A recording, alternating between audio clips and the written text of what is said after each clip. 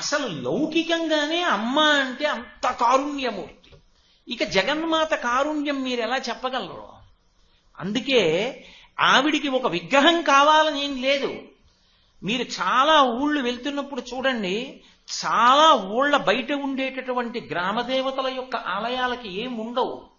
అసలు కొన్ని చోట్లయితే పందిర్లు ఉంటాయి, కొన్ని చోట్ల పాకలు ఉంటాయి, కొన్ని చోట్ల ఓ చిన్న గది ఉంటుంది, అందులో ఓ రాయి ఉంటుంది, ఆ రాతికి పసుపు రాసి బొట్టు పెడతారు. మీరు రాయి అంటే వాళ్ళు ఒప్పుకోరు, వాళ్ళు దాన్నే అమ్మవారిగా చూస్తారు. ఆ భావన ఎందుంది భారతీయ తత్వం.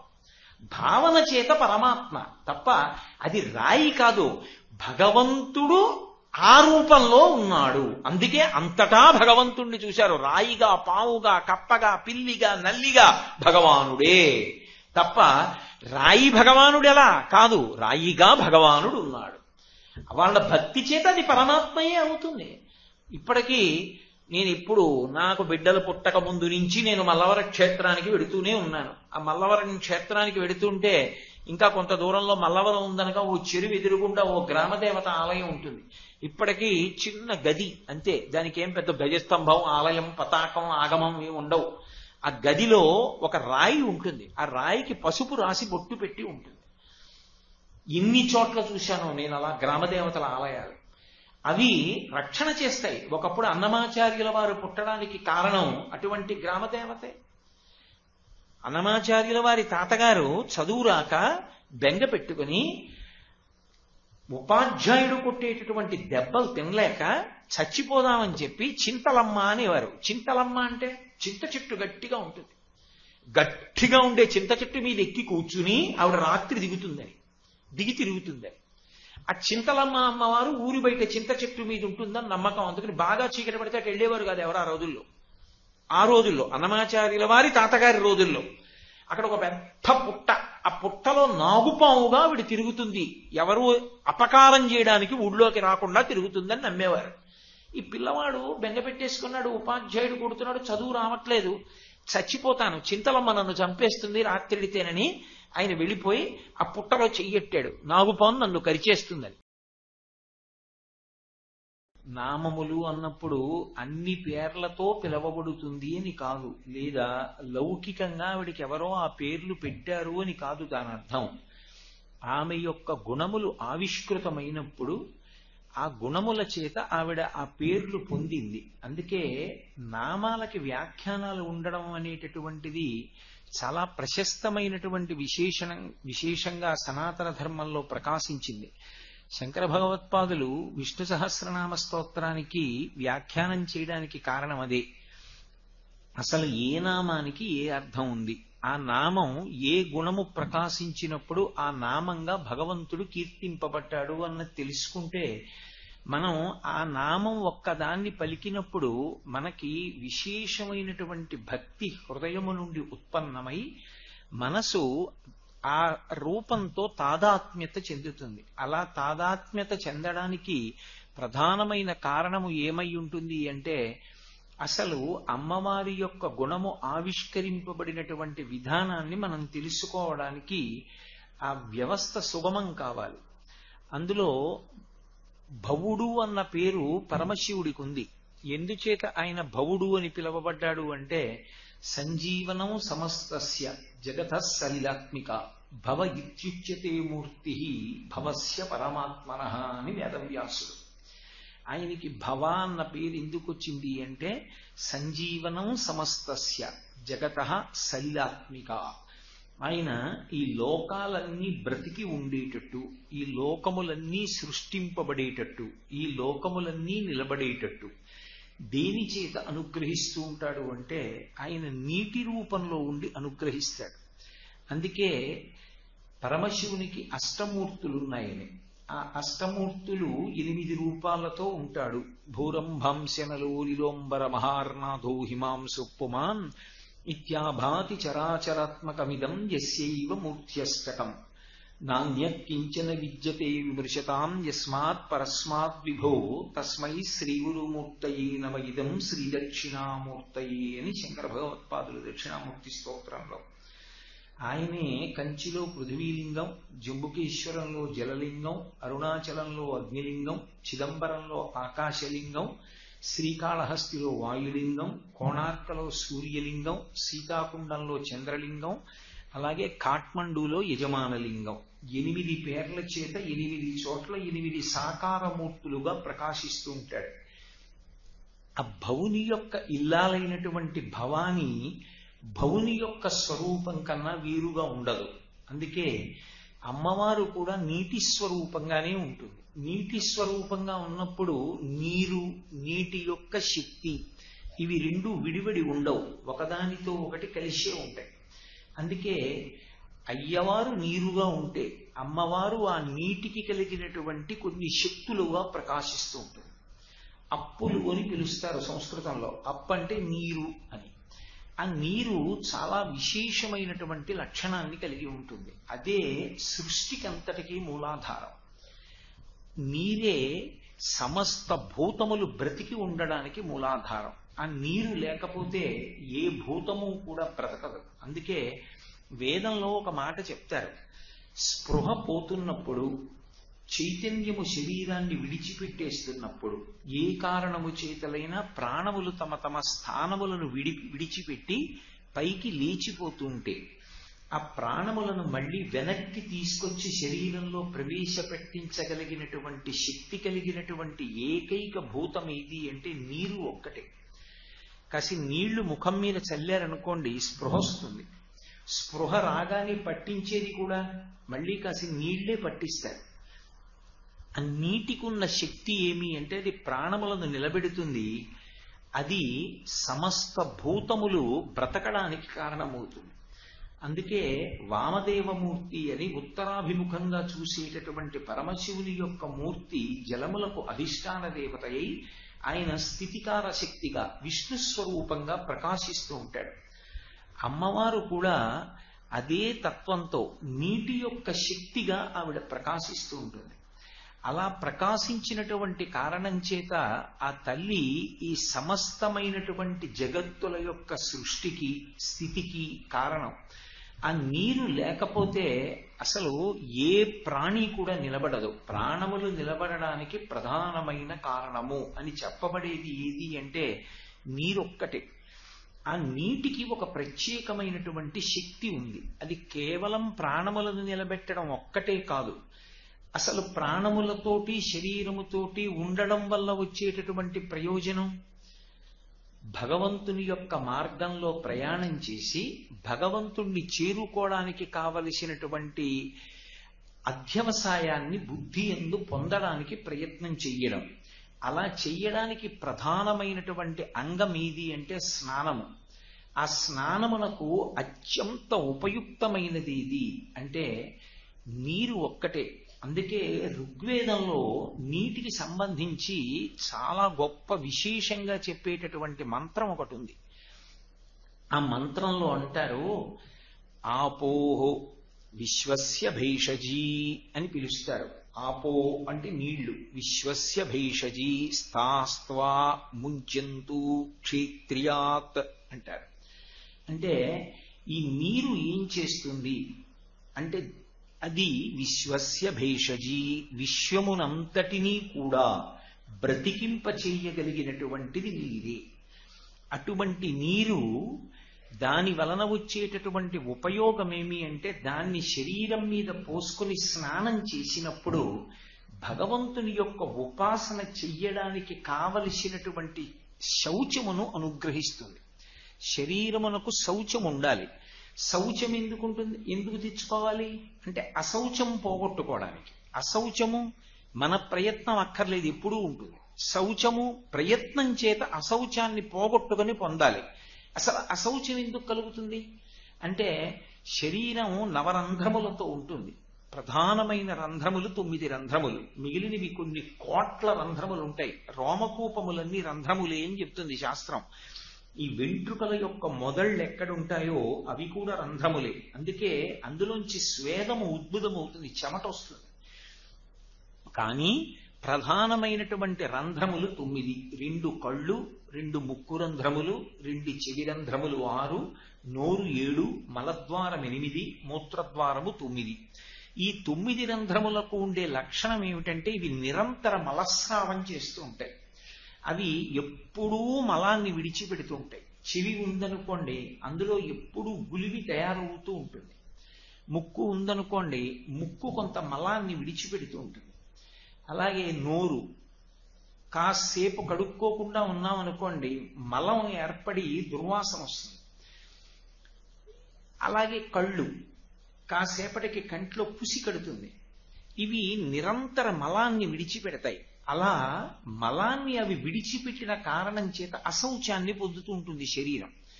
అలా అశౌచాన్ని పొంది ఉండగా భగవంతుని యొక్క ఉపాసన యందు కూర్చోడానికి అర్హత ఉండదు. మనసు నిలబడదు, శరీరము సహకరించదు. అందుకే అశౌచాన్ని పోగొట్టుకుని శౌచాన్ని సిద్ధింపచేసుకోవాలి అంటే దాన్ని అనుగ్రహించగలిగినటువంటి భూతము నీరు ఒక్కటే.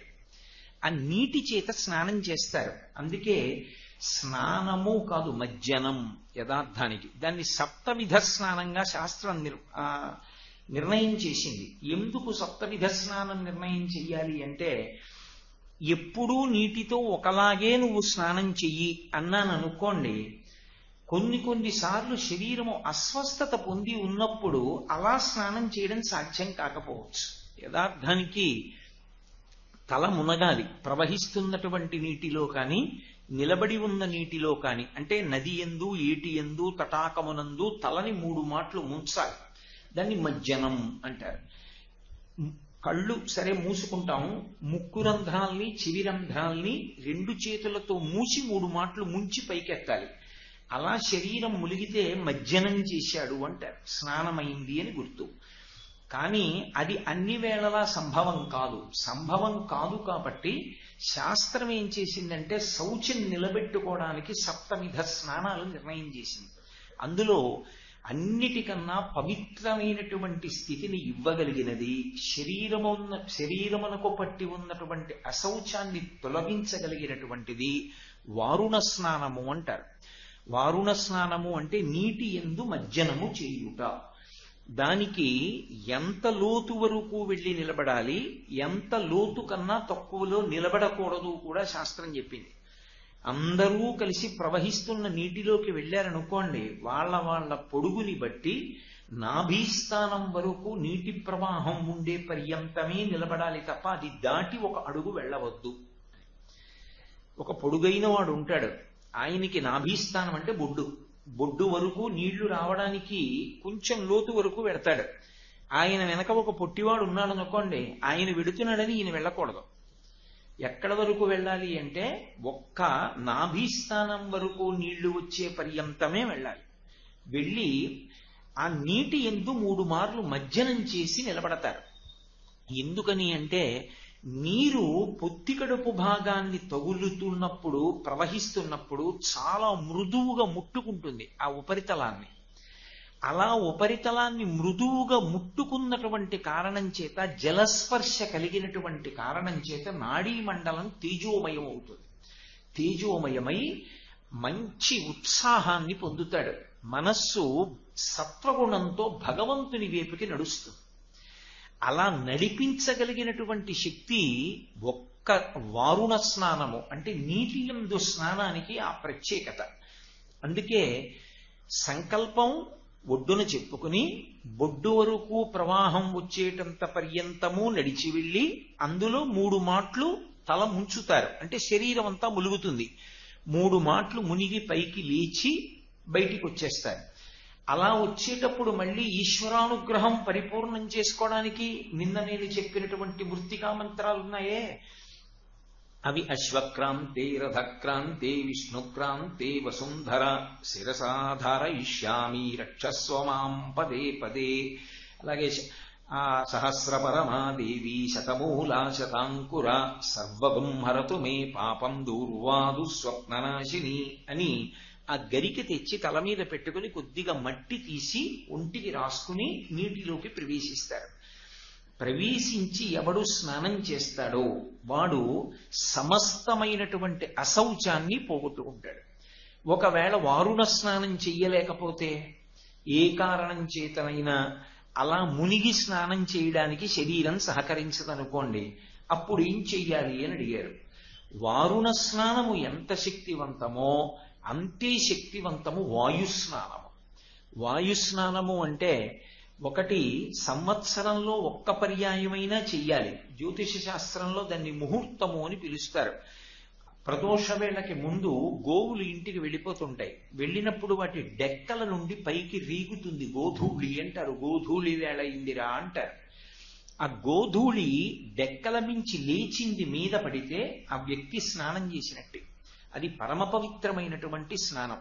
ఒకవేళ ఏ కారణం చేతనైనా స్నానం చెయ్యడానికి అవకాశం కలగకపోతే ఆరోగ్యరీత్యా గోవు కట్టి ఉన్నటువంటి ప్రదేశానికి వెళ్ళి గోవు ఎక్కడ తొక్కిందో అక్కడ ఉన్న మట్టి తీసి ఇలా కొద్దిగా వేసుకుంటే చాలు, వాడు ఒక పవిత్ర స్నానం చేసినట్టు. అంటే మీకు ఇప్పుడు ఏమర్థమైంది? దేవీ నవరాత్రుల్లో ఆలయ ప్రాంగణానికి వచ్చే లోపల మనం ఎక్కడైనా ఏమైనా ఇబ్బందికి లోనై వచ్చామేమో అని అనిపిస్తే గోశాలలోకి వెళ్ళి కొద్దిగా మట్టి తీసి ఇలా తల మీద వేసుకుంటే చాలు, శౌచమును పొందినట్లు గుర్తు. ఇంటి దగ్గర స్నానం మానేసి అని కాదు నా ఉద్దేశ్యం. స్నానం చేసి వచ్చి ఎప్పుడైనా శరీరము అనుమతించకపోతే, ఆరోగ్యం బాగుండకపోతే గోధూళి మీద పడ్డా చాలు. అందుకే గోధూళి వేళ అని పిలుస్తారు. అదొక ముహూర్త కాలం కాబట్టి దాన్ని వాయుస్నానము అంటారు. అలాగే ఇంకొక స్నానం ఉంటుంది. ఆ స్నానాన్ని బ్రహ్మస్నానము, బ్రాహ్మణ స్నానము అని పిలుస్తూ ఉంటారు. ఆ స్నానం ఎక్కడ కూర్చున్నాడో అక్కడే ఆచమన పాత్ర కానీ జలపాత్రలోంచి కానీ ఉద్ధరిణితో కాసి నీళ్లు చల్లి ఆ నీళ్లు కొన్ని మంత్రాలతో చల్లుకుంటారు.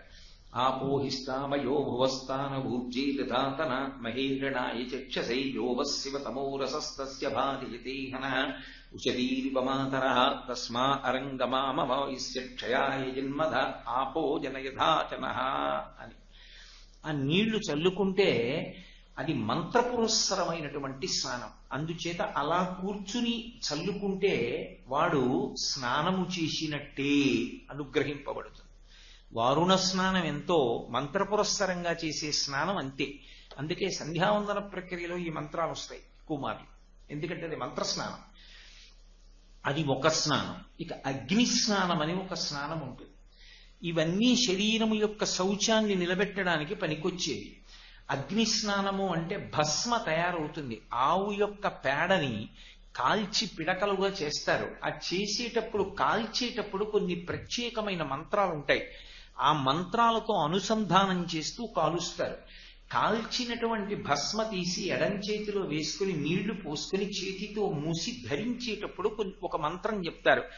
అగ్నిరితి భస్మ, వాయురితి భస్మ, జలమితి భస్మ, స్థలమితి భస్మ, వ్యోమీతి భస్మ, సర్వగం అవాయుదికం భస్మ, మనోవాంగ్మన ఇత్యేతాని చక్షువంశకరణాని భస్మాని అని. ఆ మంత్రంతో విభూతిని చల్లుకున్న, విభూతి పెట్టుకున్న వాడు భస్మతో స్నానం చేసినట్టు. అది కూడా వారుణ స్నానమునకు సమానమే. ఇప్పుడు శరీరం అనుమతించకపోతే ఆ మంత్రంతో భస్మని చల్లుకుంటే చాలు. ఇక భస్మ స్నానం కూడా అంటే అగ్ని స్నానము, అగ్నేయ స్నానము, భస్మ స్నానము అని అన్ని పేర్లు దానికి. ఆ స్నానం కూడా కుదరకపోతే అప్పుడు మానసికమైనటువంటి స్నానం ఒకటి ఉంటుంది. ఏమిటా స్నానము అంటే గోవిందేతి సదా స్నానం. గోవిందా గోవిందా గోవిందా అంటే చాలు, వాడు స్నానం చేసినట్టే. అందుకే పరిశుద్ధము చెయ్యగలిగినటువంటి నామం. అందుకే భోజనం చేస్తున్న, భోజనం మధ్యలో, భోజనం చివర, కార్యక్రమ ప్రారంభంలో, కార్యక్రమం చివర ఓసారి గోవిందా గోవిందా అంటుంటారు. గోవిందేతి సదా స్నానం. గోవిందనామం చెప్తే వాడు స్నానం చేసినట్టు. గోవిందా గోవిందా గోవిందా గోవిందా గోవిందా అని మనస్సులో అంటున్నాడు అనుకోండి, ఆయనకి ఇప్పుడు శౌచం నిలబడుతుంది శరీరంలో. శౌచము తేజస్సుకి కారణమవుతుంది. కాబట్టి ఆ శౌచ సిద్ధి కొరకు మానసికమైనటువంటి స్నానము గోవిందనామంతో చేసేటటువంటి స్నానం. ఆ తరువాత కపిల స్నానం అని ఒక స్నానం ఉంటుంది. ఆ స్నానంలో ఆరోగ్యం బాగులేకపోతే ఏం చేస్తారంటే ఊర్ధ్వ శరీరాన్ని మాత్రమే తడిబట్టతో తుడుచుకుంటారు. అంటే శరీరం నాభికి కింద వరకు ఒక భాగం, నాభికి పైన ఒక భాగం, నాభికి పైన ఉండేటటువంటి భాగాన్ని తడిబట్టతో తుడుచుకుంటే తడి తగిలింది కాబట్టి ఆయన స్నానం చేసినట్టే. కాబట్టి అది ఒక స్నానం. దివ్య స్నానం అని ఒక స్నానం ఉంటుంది. ఎండ కాస్తూ ఉంటుంది, వర్షం పడుతుంది, అది తప్పకుండా చెయ్యాలి. అది శాస్త్రంలో దానికి దివ్య స్నానము అని పేరు ఎందుకు వచ్చిందంటే, అలా వచ్చినప్పుడు ఎవడు గబగబా బయటికి వెళ్ళి ఆ వర్షధారలలో తడుస్తూ నిలబడ్డాడో వాడు కాశీ పట్టణానికి వెళ్లి గంగానదిలో ఆ రోజున సంకల్పంతో స్నానం చేశాడు అని ఖాతాలో వేసేస్తారు. గంగా స్నాన ఫలితం ఇప్పించడానికి దివ్య స్నానం చేయడానికి అవకాశం ఇచ్చి ప్రకృతిలో మార్పు వస్తుంది అని. అందుకే ఎండ ఉండి వాన పడినప్పుడు వెంటనే బయటికి వెళ్ళి తడుస్తారు ఒక్కసారైనా. ఎందుకని అంటే అలా తడిస్తే అది దివ్య స్నానం. ఇది నేనేదో స్వయంగా చెప్తున్నాను అనుకోకండి, ఇవన్నీ వేదంలో చెప్పబడినటువంటి విషయాలు. వేదంలో నీటి యొక్క ప్రాముఖ్యతను చెప్తూ ఈ మాటలన్నీ చెప్పారు. చెప్పి ఇన్ని రకాలుగా భగవంతుని యొక్క ఉపాసనా మార్గంలో నిలబడడానికి యోగ్యతా సిద్ధిని జలములు కల్పిస్తాయి. మైల, అశౌచము వీటిని విరవగలిగిన పదార్థం ప్రపంచంలో నీరొక్కటే. అంత గొప్పతనం నీటికి ఎలా వచ్చింది అంటే భవాని అమ్మవారు ఆ నీటిలో ఉన్న కారణం చేత. నీటి యందు ప్రవాహ శక్తిగా ఆంతరముగా పవిత్రత ఇవ్వగలిగిన శక్తిగా ఆ తల్లే ఉంటుంది. ఉన్నటువంటి కారణం చేత ఆ అమ్మవారు ఇన్ని రకాలుగా అనుగ్రహిస్తుంది. దాన్నే ఒక మాట చెప్తారు మనకి, ఆపోష్ణ అంతరతయేవ మీధ్యో భవతి అని కృష్ణ యజుర్వేదంలో ఒక మంత్రం. కృష్ణ యజుర్వేదం నీటి గురించి చెప్తూ ఈ మంత్రం చెప్తుంది. నీటిని స్నానం చేస్తే తమో గుణం విరిగిపోతుంది. తలమించి స్నానం చేశాడనుకోండి, ఆ స్నానము చేత 3 ప్రయోజనములు కలుగుతాయి. ఇవి ఎక్కడి నుంచి వస్తుంది అంటే నీటి వలన కాదు, నీటిలో ఉన్న అమ్మవారి అనుగ్రహంగా. శరీరము రోగగ్రస్తం అవుతుంది, శరీరానికి రోగాలు వస్తాయి. రోగం వస్తే ద్రవ్యం పోతుంది, మందులు కొనుక్కోవాలి కదా, మరి డబ్బులు పోతాయి. 2, మీరు అనుకున్న కార్యం చెయ్యలేరు, దుఃఖం కలుగుతుంది. అలా పడుంటాడు, స్నానాదులు కూడా చేయడానికి అవకాశం ఉండదు. ఇది ఎందువల్ల వస్తుంది అంది వేదం. గత జన్మలలో చేసిన పాపాలున్నాయి, పాపములు రోగంగా వ్యక్తమవుతాయి. పాపములు రోగ రూపంలో వచ్చి ఇహజన్మ యందు ఏ మంచి పని చేయకుండా అడ్డుపడుతుంటే అలా రాకుండా చేసుకోవడానికి మార్గం ఏమైనా ఉందా అని అడిగారు. ఉషట్కాలమునకు ముందు ఎవడు స్నానం చేస్తాడో తలస్నానం, వాడు శ్రద్ధతో చేసిన స్నాన కారణంగా గత జన్మల పాపము నివారింపబడుతుంది, వాడికి రోగం రాదు అని. మీరు ఎప్పుడైనా గమనించండి, సశాస్త్రీయంగా స్నానం చేసే అలవాటు ఉన్న వాళ్ళు దీర్ఘాయుష్మంతులై ఉంటారు. మీరు ఎప్పుడైనా గమనించండి, ఎప్పుడు స్నానం పరమశాస్త్రీయంగా చేయడం అలవాటు ఉన్న వాళ్ళు సాధారణంగా దీర్ఘాయుష్మంతులు.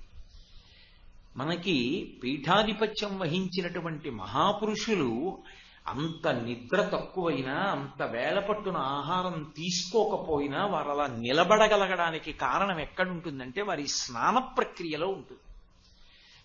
సూర్యోదయాత్ పూర్వం ఎవరు తలస్నానం చేశాడో చల్లటి నీళ్లతో, అంటే అనారోగ్యంగా ఉంటే ఉష్ణజలం అనుమతింపబడుతుంది, ఎవరు తలమించి నీళ్లు పోసుకుంటాడో, ఎందుకంటే దేనికైనా ఒక పద్ధతి ఉంటుంది. వేడి నీళ్లు స్నానం చేస్తే పాదాల మీద పోసుకుని మొదలెట్టాలి, చన్నీళ్లు స్నానం చేస్తే తలమించి మొదలు పెట్టాలి.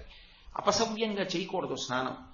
దానికి సంకల్పం చెప్పుకుని కనీసంలో కనీసం గోవిందనామం చెప్పి స్నానం చెయ్యాలి. ఏదీ చేయకపోయినా, సంకల్పం చేయకపోతే కనీసం గోవిందనామం చెప్పాలి, చెప్పి అప్పుడు స్నానం మొదలు పెట్టాలి. అలా ఎవరు ప్రతిరోజు స్నానం చేస్తారో వాళ్ళకి వేదం అభయం ఇచ్చింది.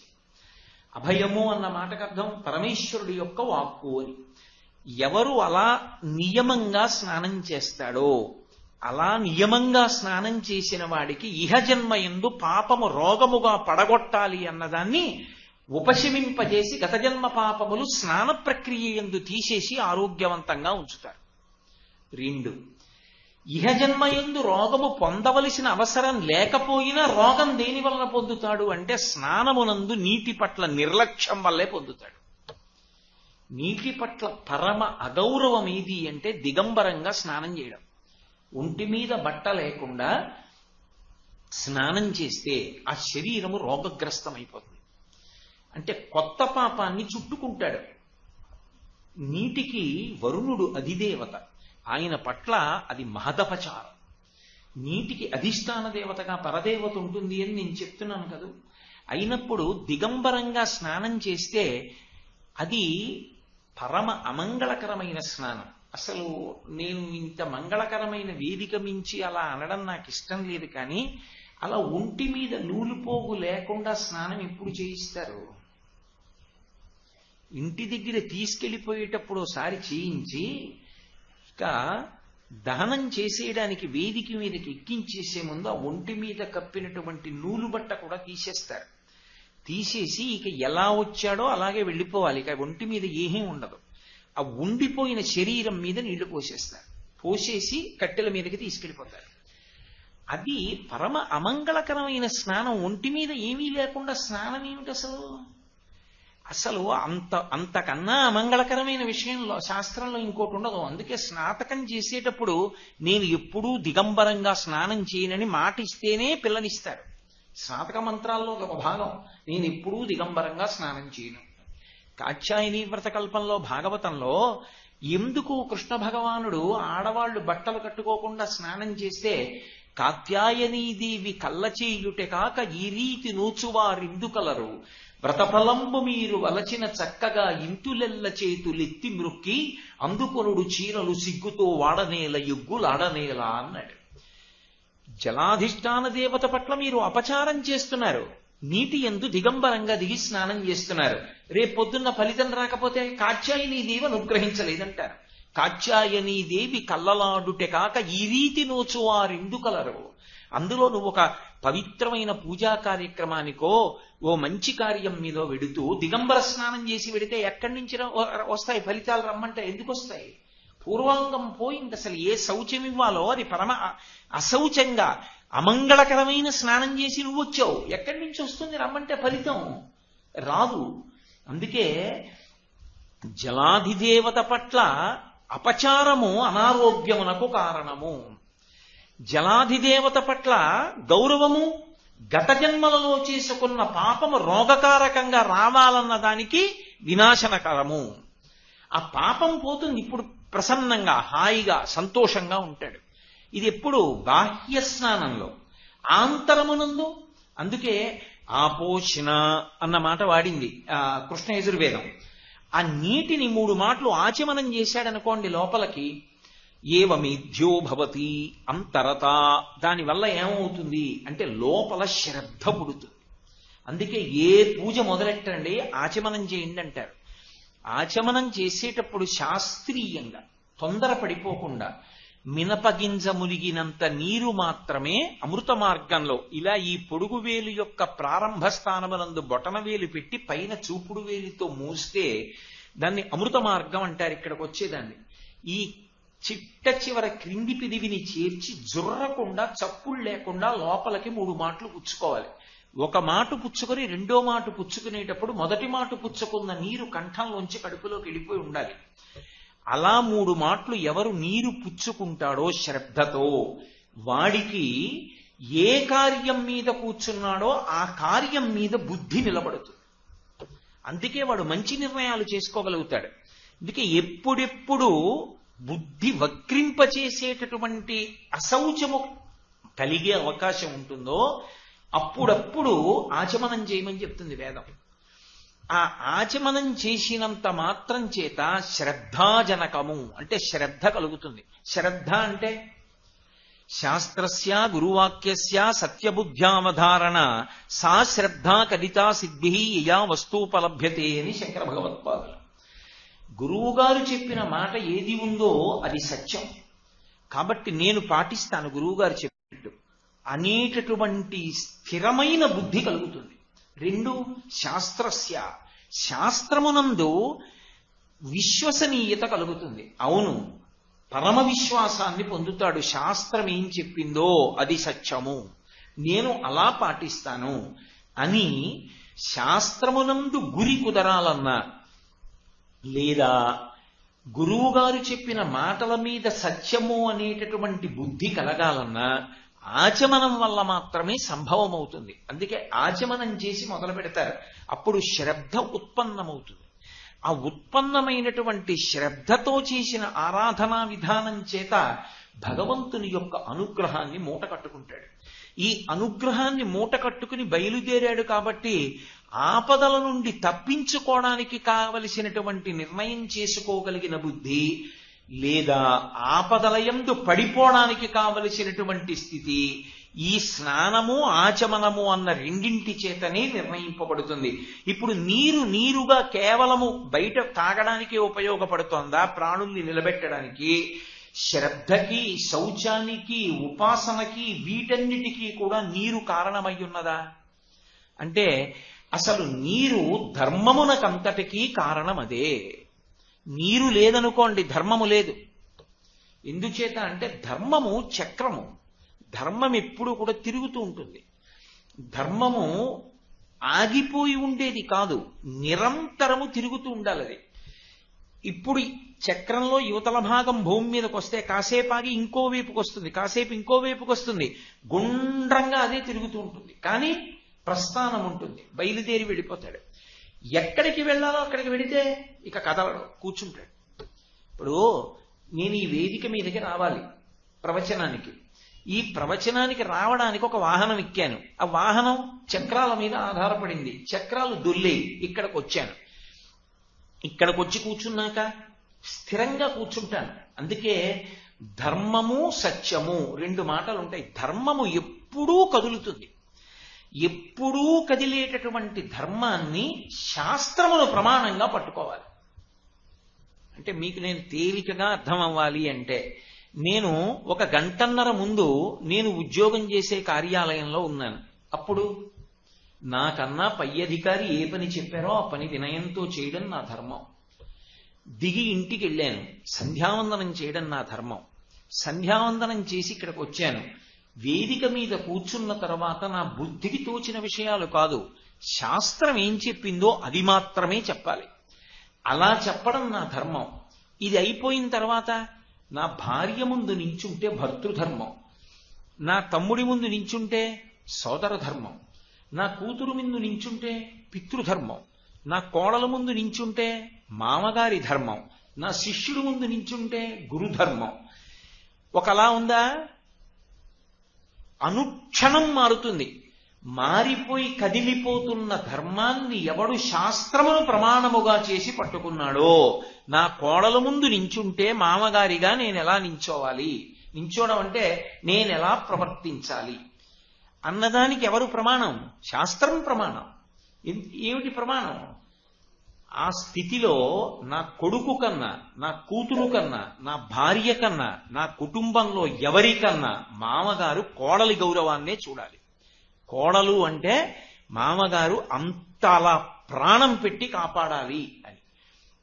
నా కొడుకు దగ్గరికి వెడితే ఎట్టి పరిస్థితుల్లోనూ వాడికి నేను ఒక దుష్టమైన ఆదర్శంగా నిలబడకూడదు. అసలు నాన్నగారి దగ్గర అలా మాట్లాడటమే అన్న ఆలోచన వాడికి కలిగేటట్టుగా నేను వాడి ముందు ప్రవర్తించాలి. అప్పుడు అది నా పితృధర్మం. అదే నేను నా కార్యాలయానికి వెడితే నా పై అధికారి ఏం చెప్పాడో వినయంతో ఆ పని చేయడం. ఆయనకి రాజండని వంక పెట్టకూడదు. ఆయనకు ఆ స్థానం ఇచ్చినందుకు ఆయన ఏం చెప్పారో దాన్ని నువ్వు పాటించాలి. ఇప్పుడు ధర్మము నిరంతరము మారుతోంది. ఈ మారుతున్న ధర్మానికి ప్రమాణం శాస్త్రం. శాస్త్రముతో ధర్మాన్ని పట్టుకుంటే చివరికి వెళ్ళేటప్పటికి ఏమవుతాడంటే ఏ కదలిక లేని స్థితికి ఎడతాడు. దానికే శివం అని పేరు. బాగా మీరు పట్టుకోవాలి. ఒక చెరువు ఉందనుకోండి, అందులో చిన్న బెడ్డ వేశాననుకోండి, ఒడ్డు నుంచి తరంగాలు వస్తాయి. ఈ తరంగాలు ఏమవుతాయి? మళ్ళీ నీటిలోనే లయమైపోతాయి. లయమైపోయి కాసేపటికి ఏమవుతుంది? చెరువు ఏ కదలిక ఉండదు.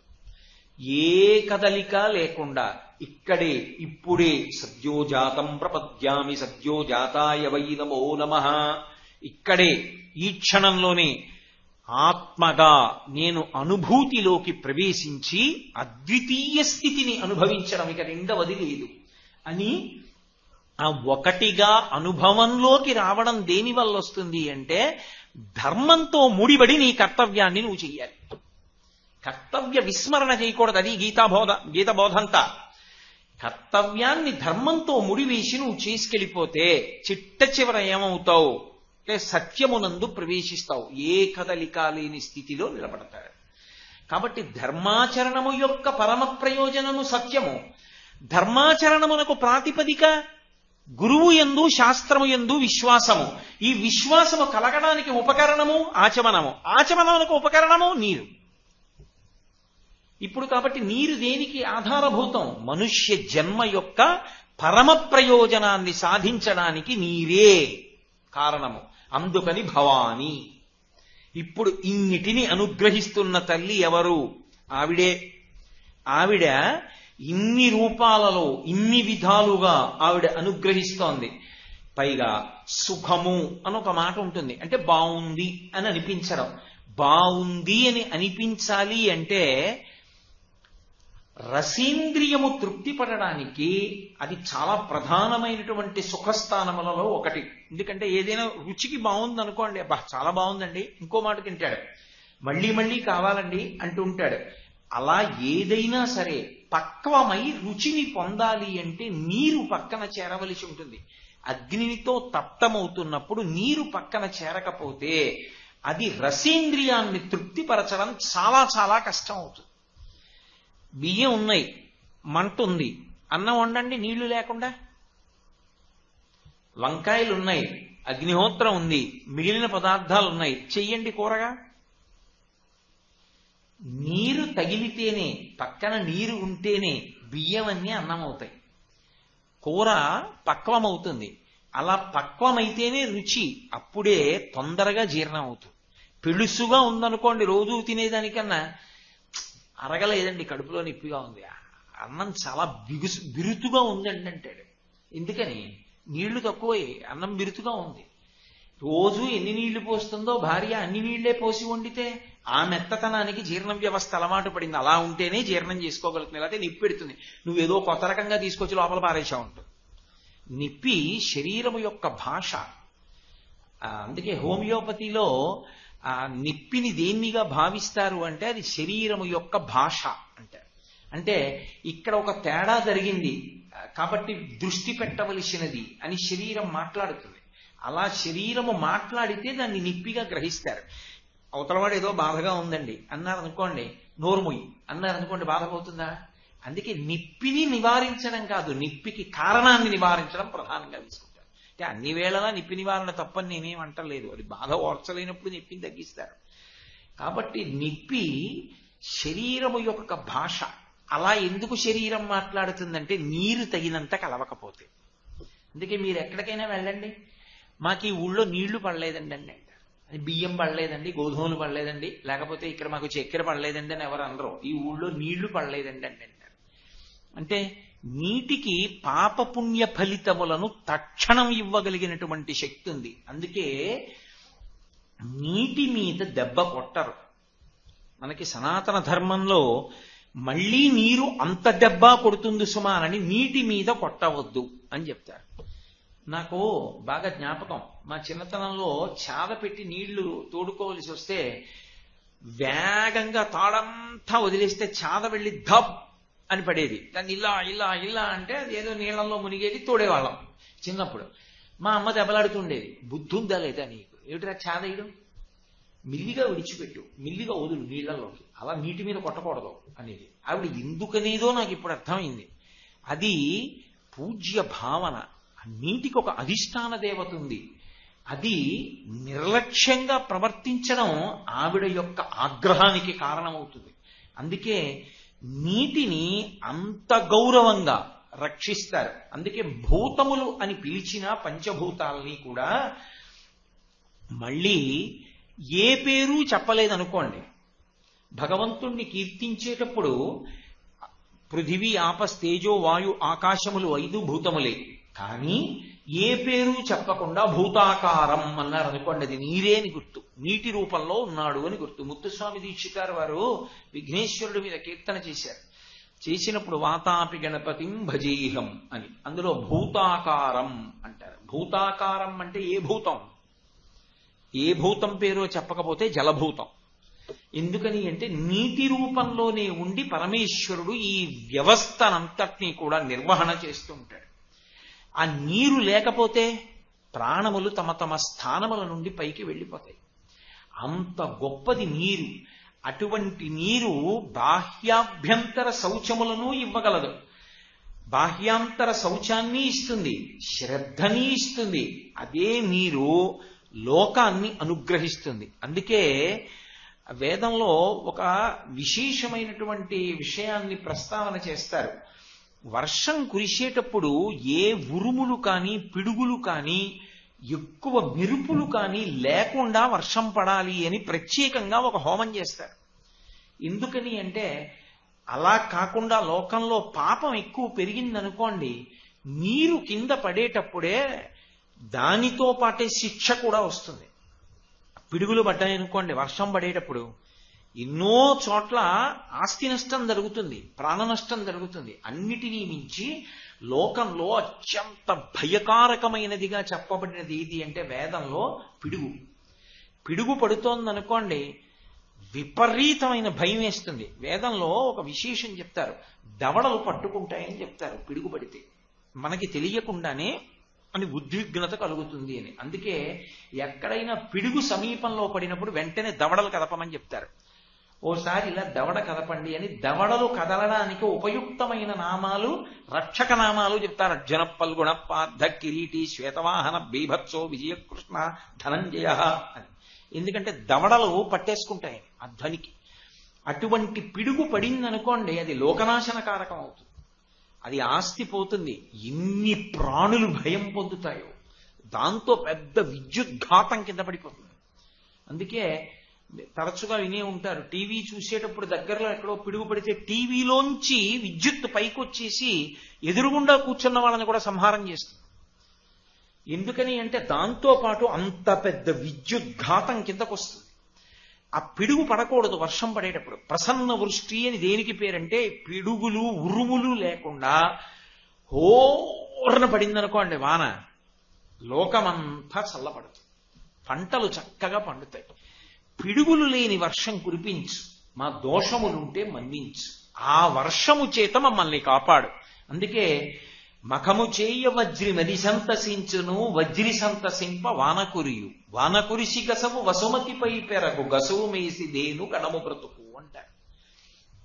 అందుకే నీరు అన్న ఒక్క విషయం మీద వేదం అంత గౌరవంతో మాట్లాడింది. ఆ నీరు అంత విశేషమైనటువంటి శక్తిని పొంది ఉంటుంది. అలా పొంది ఉండగలగడం ఒకెత్తైతే నీరు ఓషధీతత్వాన్ని లాక్కోగలగడం ఒకెత్తు. ఇది భారతీయ ఋషుల యొక్క గొప్పతనం. నీరు ప్రవహిస్తోందనుకోండి, తెల్లవారుజామున వెళ్ళి స్నానం చేయండి అంటారు. ఎందుచేత అంటే ఓషధులను ప్రకాశింపచేయగలిగినటువంటి శక్తి చంద్రుడికి ఉంటుంది. చంద్రుడి యొక్క కిరణములలో అమృతత్వం ఉంటుంది. అందుకే సుధాకిరణుడు, హిమకిరణుడు అని శంకరాచార్యుల వారికి అయితే చాలా ఇష్టం. హిమకరహ హిమకరహ అంటుంటారు తరచుగా. ఆ హిమకర అన్న పేరు ఆ చల్లని కిరణములు కలిగిన వాడు, అమృతత్వం ఉన్నటువంటి కిరణములు ఉన్నవాడు. ఆ కిరణములు నది మీద పడితే ఆ నదీ జలములు ఆ అమృతత్వాన్ని లాక్కుంటాయి.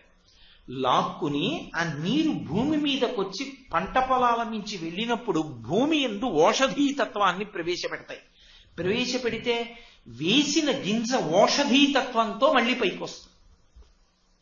అంటే మీరు పట్టుకున్నారో లేదో, ఓషధి అన్న మాటకు అర్థం ఏమిటంటే, ఒకటి శరీరాన్ని నిలబెట్టగలగడం, రెండు రోగాన్ని పోగొట్టగలగడం, మూడు మళ్ళీ అది ఇంకొక దోషిడు గింజల్ని తయారు చేసే శక్తిని తనలో నిలబెట్టుకోవడం. ఈ మూడు చంద్రకిరణముల నుంచి శక్తిని నీరు లాగడం వల్ల వస్తుంది. అందుకే చంద్రుడి వలన ఓషధులు ప్రకాశిస్తాయంటారు. ఒకటి, ఇప్పుడు ఆ నీరు ప్రవహించిన కారణం చేత పంట బాగా పండిందనుకోండి, అన్నం తిన్నాను, ఆకలి తీరింది, ఆకలి తీరింది, శక్తి పొందాను, రోగము ఉపశమించింది. ఆకలి ఉండడమే రోగము లేదని గుర్తు. పెద్ద పెద్ద రోగాలు ఏమీ లేవని గుర్తు ఏమిటంటే ఆకలి అయ్యడం, నిద్ర పట్టడం, తెల్లవారేటప్పటికి తిన్నదాన్ని పిప్పి బయటికి వెళ్ళడం. ఈ మూడు. నిద్ర పడుతోందా? పడుతోంది. ఆకలిస్తోందా? వేస్తోంది. తెల్లవారేటప్పటికి తిన్నదానిలో పిప్పి వెళ్ళిపోతుందా? వెళ్ళిపోతోంది. లోపల ఉన్నది చిన్ని రోగం. ఈ మూడిటిలో తేడా వచ్చింది, ప్రమాదకరం. ఇది ఓషధీతత్వంతో నడుస్తుంది. మనం తిన్నటువంటి గింజలలోంచి వస్తుంది ఈ శక్తి. మూడవది ఓషధీతత్వం అంటే ఈసారి పండింది, ఎన్నాళ్ళు తింటావు? ఈసారి వరి కోశారు, తీసుకొచ్చారు, ధాన్యం బస్తాల్లో వేశారు, తెచ్చుకున్నాం, అన్నం తింటున్నాం. అంతే. ఓసారి పండని హస్తమానం నేనేం పండనందనుకోండి భూమి, ఏమవుతుంది? ఇప్పుడు ఆ వడ్డు గింజలు తీసుకొచ్చి ఒక బస్తా వడ్లు దాచారనుకోండి, ధాన్యం, ప్రతి గింజ యందు కూడా ఒక శక్తి ఉంటుంది. ఏమా శక్తి అంటే, మళ్ళీ దాన్ని పట్టుకెళ్ళి భూమిలో పెట్టారనుకోండి, దోషుడు ధాన్యాన్ని అది మళ్ళీ ఇస్తుంది. కంకు రూపంలో మళ్ళీ వస్తుంది. వచ్చి మళ్ళీ ఒక్కొక్క గింజలోంచి వచ్చిన మొక్కకి ఒక్కొక్క కంకు పుట్టి ఒక్కొక్క కంకులోంచి దోషుడు ధాన్యం వస్తాయి. ఇది ఎక్కడిది? నీరు ఓషధీతత్వాన్ని గ్రహించడంలో వచ్చింది. ఆ నీరు ఓషధీతత్వాన్ని గ్రహించి ప్రవహించి భూమి మీదకెళ్ళి ఇంకి ఓషధీతత్వంతో అంకురం వచ్చేట్టు చెయ్యలేదనుకోండి, ఎలా బ్రతుకుతాం మనం? సాధ్యమా? సాధ్యం కాదు. అందుకే ఇది భవాని. ఈ బ్రతికిస్తున్న శక్తి ఉందే, అందుకు ఆమె ధాన్యలక్ష్మి. ఇప్పుడు ఏ తల్లి ఉపకారంతో మనం అందరం జీవించి ఉండగలుగుతున్నాం? ఏ తల్లి అనుగ్రహిస్తే బాహ్యమునందు ఆంతరమునందు శౌచాన్ని పొందగలుగుతున్నాం? ఏ తల్లి అనుగ్రహిస్తే అసలు లోకములలో మళ్లీ మళ్లీ తినడానికి కావలసినటువంటి అన్నం లభ్యం అవుతోంది? ఏ తల్లి మనం చెయ్యకూడని పనులు చేస్తున్నా కూడా క్షమించి మనకి అన్నం పెడుతోంది? ఆ తల్లి అన్నపూర్ణ. అందుకు శంకర భగవత్పాదులు అన్నపూర్ణాష్టకం చేస్తే నిత్యానందకరీ వరాభయకరీ సౌందర్యరత్నాకరీ నిర్ధూతాకిల ఘోర పాపనికరీ ప్రత్యక్ష మాహేశ్వరి ప్రాళేయాచలవంశపావనకరీ కాశీపురాధీశ్వరి భిక్షాం దేహి కృపావలంబనకరీ మాతా అన్నపూర్ణేశ్వరి అంటారు. ఘోరపాపనికరి, ఘోరమైన పాపములను కూడా ఆవిడ తొలగొట్టి అన్నం తినడానికి అధికారం ఇస్తోంది. ఆవిడ అధికారం ఇవ్వకపోతే ఎక్కడ నిలబడతాయి శరీరాలు? నువ్వు కొన్నాళ్ళు అన్నం తినద్దు అంటే చాలు. అందుకని ఇన్నిటిని మనని అనుగ్రహించి రక్షించేటటువంటి పరదేవత ఎందుకు అలా చెయ్యాలి అంటే కేవలము ఆవిడ కారుణ్యమే కారణము. అందుకే మీరు చూడండి, ఉపాసనా విధానమునందు ఒక్క అమ్మవారి ఉపాసనకి మాత్రం మినహాయింపు ఉండదు. మీరు ఏ కారణం చేతనైనా సరే, నేను అమ్మవారి ఉపాసన చెయ్యకుండా నేను ఇతర ప్రధానోపాసన ఏది ఉందో అది చేస్తాను, సాధ్యం కాదు. ఆయన బాగా చదువుకున్నాడు, ఆయన యజ్ఞోపవీతం వేసుకున్నాడు, ఆయన వేదము పురాణము శాస్త్రము మొదలైనవి చదువుకున్నాడు. ఇప్పుడు ఆయన శైవుడా, వైష్ణవుడా, శాక్తేయుడా, లేకపోతే సౌరాన్ని పాటించేవాడా, గాణాపత్యుడా, ఎవరైనా కానివ్వండి, ముందు మాత్రం రక్షించేటటువంటి శక్తిగా ఆ తల్లిని గాయత్రి అని 3 పూట్ల సంధ్యావందనంలో ఆ మంత్రాన్ని కీర్తించవలసింది, గానం చేయవలసింది. అందుకే చదువుకున్నవాడైతే గాయత్రి అన్న పేరుతో 3 పూట్ల తల్లిని ఉపాసన చేస్తాడు. అసలు ఉపాసన చేస్తే తప్ప ఇతరమైనటువంటి ఉపాసన చేయడానికి అధికారమే లేదు. సంధ్యాహీన అశుచి, సంధ్యావందనం చేయలేదు వాడు అశౌచంతో ఉన్నవాడితో సమానం. వాడు ఏ ఉత్తమ కర్మకి అర్హతని పొందడు. కాబట్టి చదువుకున్నవాడు, కొంచెం ఒక మార్గమునందు ప్రయాణిస్తున్నవాడు, కొంత శాస్త్రం తెలుసుకోవడానికి అధికారం ఉన్నవాడు, వాడు ఎవరిని ఉపాసన చెయ్యాలి? అమ్మవారిని. యజ్ఞోపవీతం లేదు, ఉపనయనం చేసుకోలేదు. ఉపనయనం చేసుకోలేదంటే ఉపనయనం చేసుకునే అధికారము లేని స్థితిలో జన్మించాడు. అంత మాత్రం చేత ఆయనకి ఏదో లోటు జరిగిందనో, భగవంతుడు ఆయన్ని తక్కువగా పుట్టించాడనో, లేకపోతే వేదం ఆయన్ని దూరంగా పెట్టిందనో అని అనుకుంటే పొరపాటు. వేదం ఎందుకలా కొంతమందికి యజ్ఞోపవీతం వెయ్యవద్దు అని చెప్పిందంటే, వాళ్ళ వలన దేశం బతుకుతుంది. ఆయన కర్షకుడు, వర్షం పడుతోంది, నాగలి భుజాన పెట్టుకుని పరిగెడతాడు. నువ్వు సంధ్యావందనం చేసి అర్ఘ్యం ఇచ్చి గాయత్రి చేసి కానీ వెళ్ళొద్దు అన్నాడు అనుకోండి. ఇప్పుడు ఆయన ఎలా వెడతాడు? ఆయన వ్యవసాయం ఎలా చేస్తాడు? మిగిలిన వాళ్ళకి అన్నం ఎలా దొరుకుతుంది? అందుకే ఆయన స్నానం చేసి తూర్పుగా తిరిగి సూర్యుడికి ఒక్క నమస్కారం చేశాడు అనుకోండి, సరిపోయిందంతే. రామకృష్ణ పరమహంస దీని మీద అద్భుతమైన విషయం చెప్తుండేవారు.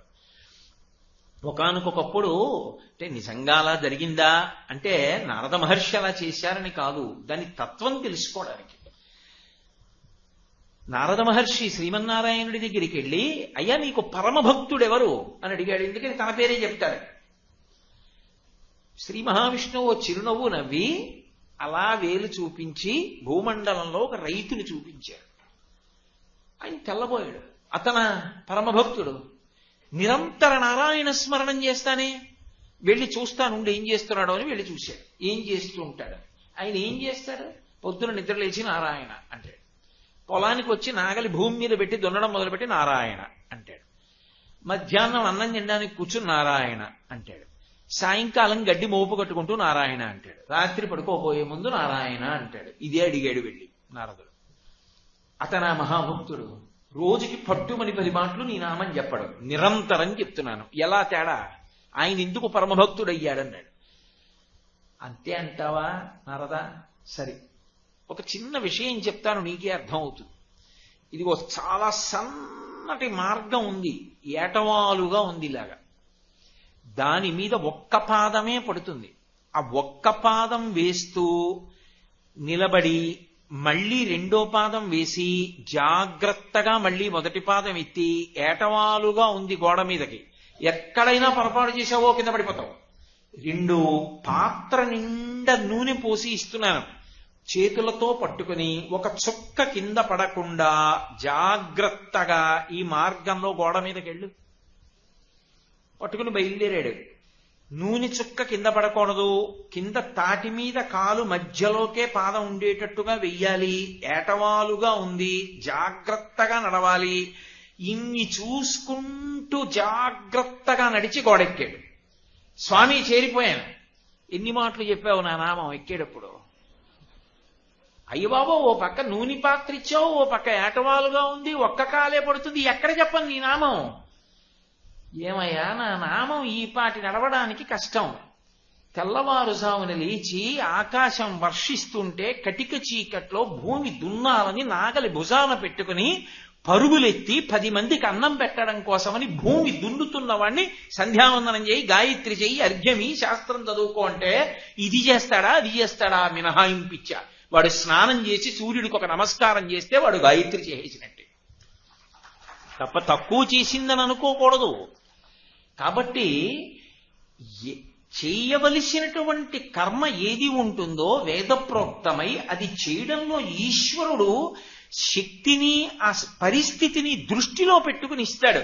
ఇప్పుడు ఒకడు శాస్త్రం చదువుకోవలసిన వాడు ఉన్నాడు, రామాయణం చదువుకోవాలి, భారతం చదువుకోవాలి, భాగవతం చదువుకోవాలి. వాడు సంధ్యావందనం చేయాలంటే ఎలా? వాడికి ఎందుకు ఇంక యజ్ఞోపవీతం? అసలు ఎందుకు ఉపనయనం? వాడు చెయ్యాలి సంధ్యావందనం, వాడు చెయ్యాలి గాయత్రి. కాబట్టి ఇప్పుడు ఏ దేవతని ప్రధానంగా నువ్వు ఉపాసన చేస్తున్నావు సంబంధం లేదు, అమ్మవారిని గాయత్రి రూపంలో ఉపాసన చెయ్యాలి. ఏమీ తెలియని వాడు ఉన్నాడు, ఎవరిని ఉపాసన చేస్తాడు? అమ్మోరంటారు. అందుకే మీరు చూడండి, లోకంలో ఒక పేరు ఉంటుంది. ఎవరిని పిలుస్తారంటే గ్రామదేవతలు అంటూ ఉంటారు. ఆ గ్రామదేవత అని ఏ ఊళ్ళో ఉన్న దేవతనైనా పిలుస్తారు. నేను కొత్తగా ఓ పల్లెటూరు వెళ్ళాను అనుకోండి, ఆ గుడి పేరు ఏమిటో నాకు తెలియదు అనుకోండి, గ్రామదేవత ఆలయం అండి అంటున్నాం. గ్రామదేవత అంటాం కానీ ఆ గ్రామదేవతకి ఎన్నో పేర్లు ఉంటాయి. ఎందుకు వచ్చాయో తెలిసిన పేర్లన్నీ?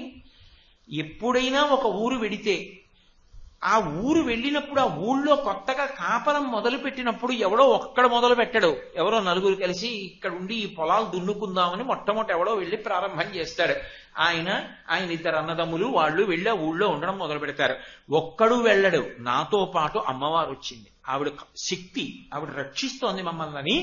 ఓ చిన్న పందిరేస్తాడు, పందిరేసి అక్కడ ఓ పొడుగాటి రాయి ఒకటి పెడతాడు, పెట్టి దానికి 3 పసుపు గీతలు ఇస్తాడు, 3 బొట్లు పెడతాడు, ఓ పువ్వు పెడతాడు, చెరువులో నీళ్లు తీసి దాని మీద పోస్తాడు, కాస్త పసుపు పెడతాడు, కుంకం పెడతాడు. ఆవిడ పేరు ఏమిట్రా అని అడిగామనుకోండి, పెద్దింటమ్మ అంటాడు. ఏమిటి పెద్దింటమ్మ అంటే మా ఇంటికి ఆవిడే పెద్ద ఆవిడే. ఇప్పుడు ఆ తర్వాత ఈ 4 అన్నదమ్ములకి 5 కొడుకులు చొప్పున పుట్టారు. 20 మంది, 20 మందికి భార్యలు, 20 మందికి పిల్లలు, కొత్తగా వచ్చిన వాళ్ళు. ఊరు పెద్దదవుతోంది, వరసలు మారుతున్నాయి, ఆవిడ మాత్రం అలాగే ఉంది పెద్దింటమ్మ. ఈ పెరుగుతున్న ఊరంతా ఆవిడిదే, ఆవిడిల్లే, ఆవిడే ఆ ఇంటికి పెద్ద, అందుకని పెద్దింటమ్మ. ఒక ఊళ్ళో మరిడమ్మ, పెద్దాపురంలో ఉంది. మరిడమ్మ అంటే ఒకసారి వెళ్ళి నమస్కారం చేస్తే చాలు మళ్లీ మళ్లీ ఇచ్చే లక్షణం ఉన్న అమ్మవారు కాబట్టి మరిడమ్మ తల్లి. ఒక్కసారి నమస్కారం చేస్తే చాలు ఆవిడ జ్ఞాపకం ఉంచుకుంటుంది, ఇక మళ్లీ అడగక్కర్లేదు మనం నాకు ఇది కావాలని. ఆవిడే దాన్ని గుర్తు పెట్టుకుని మళ్లీ మళ్లీ ఇచ్చే లక్షణం ఉన్నటువంటి అమ్మవారు కనుక ఆవిడికి మరిడమ్మ తల్లి అని పేరు. ఒక ఊళ్ళో నూకాలమ్మ.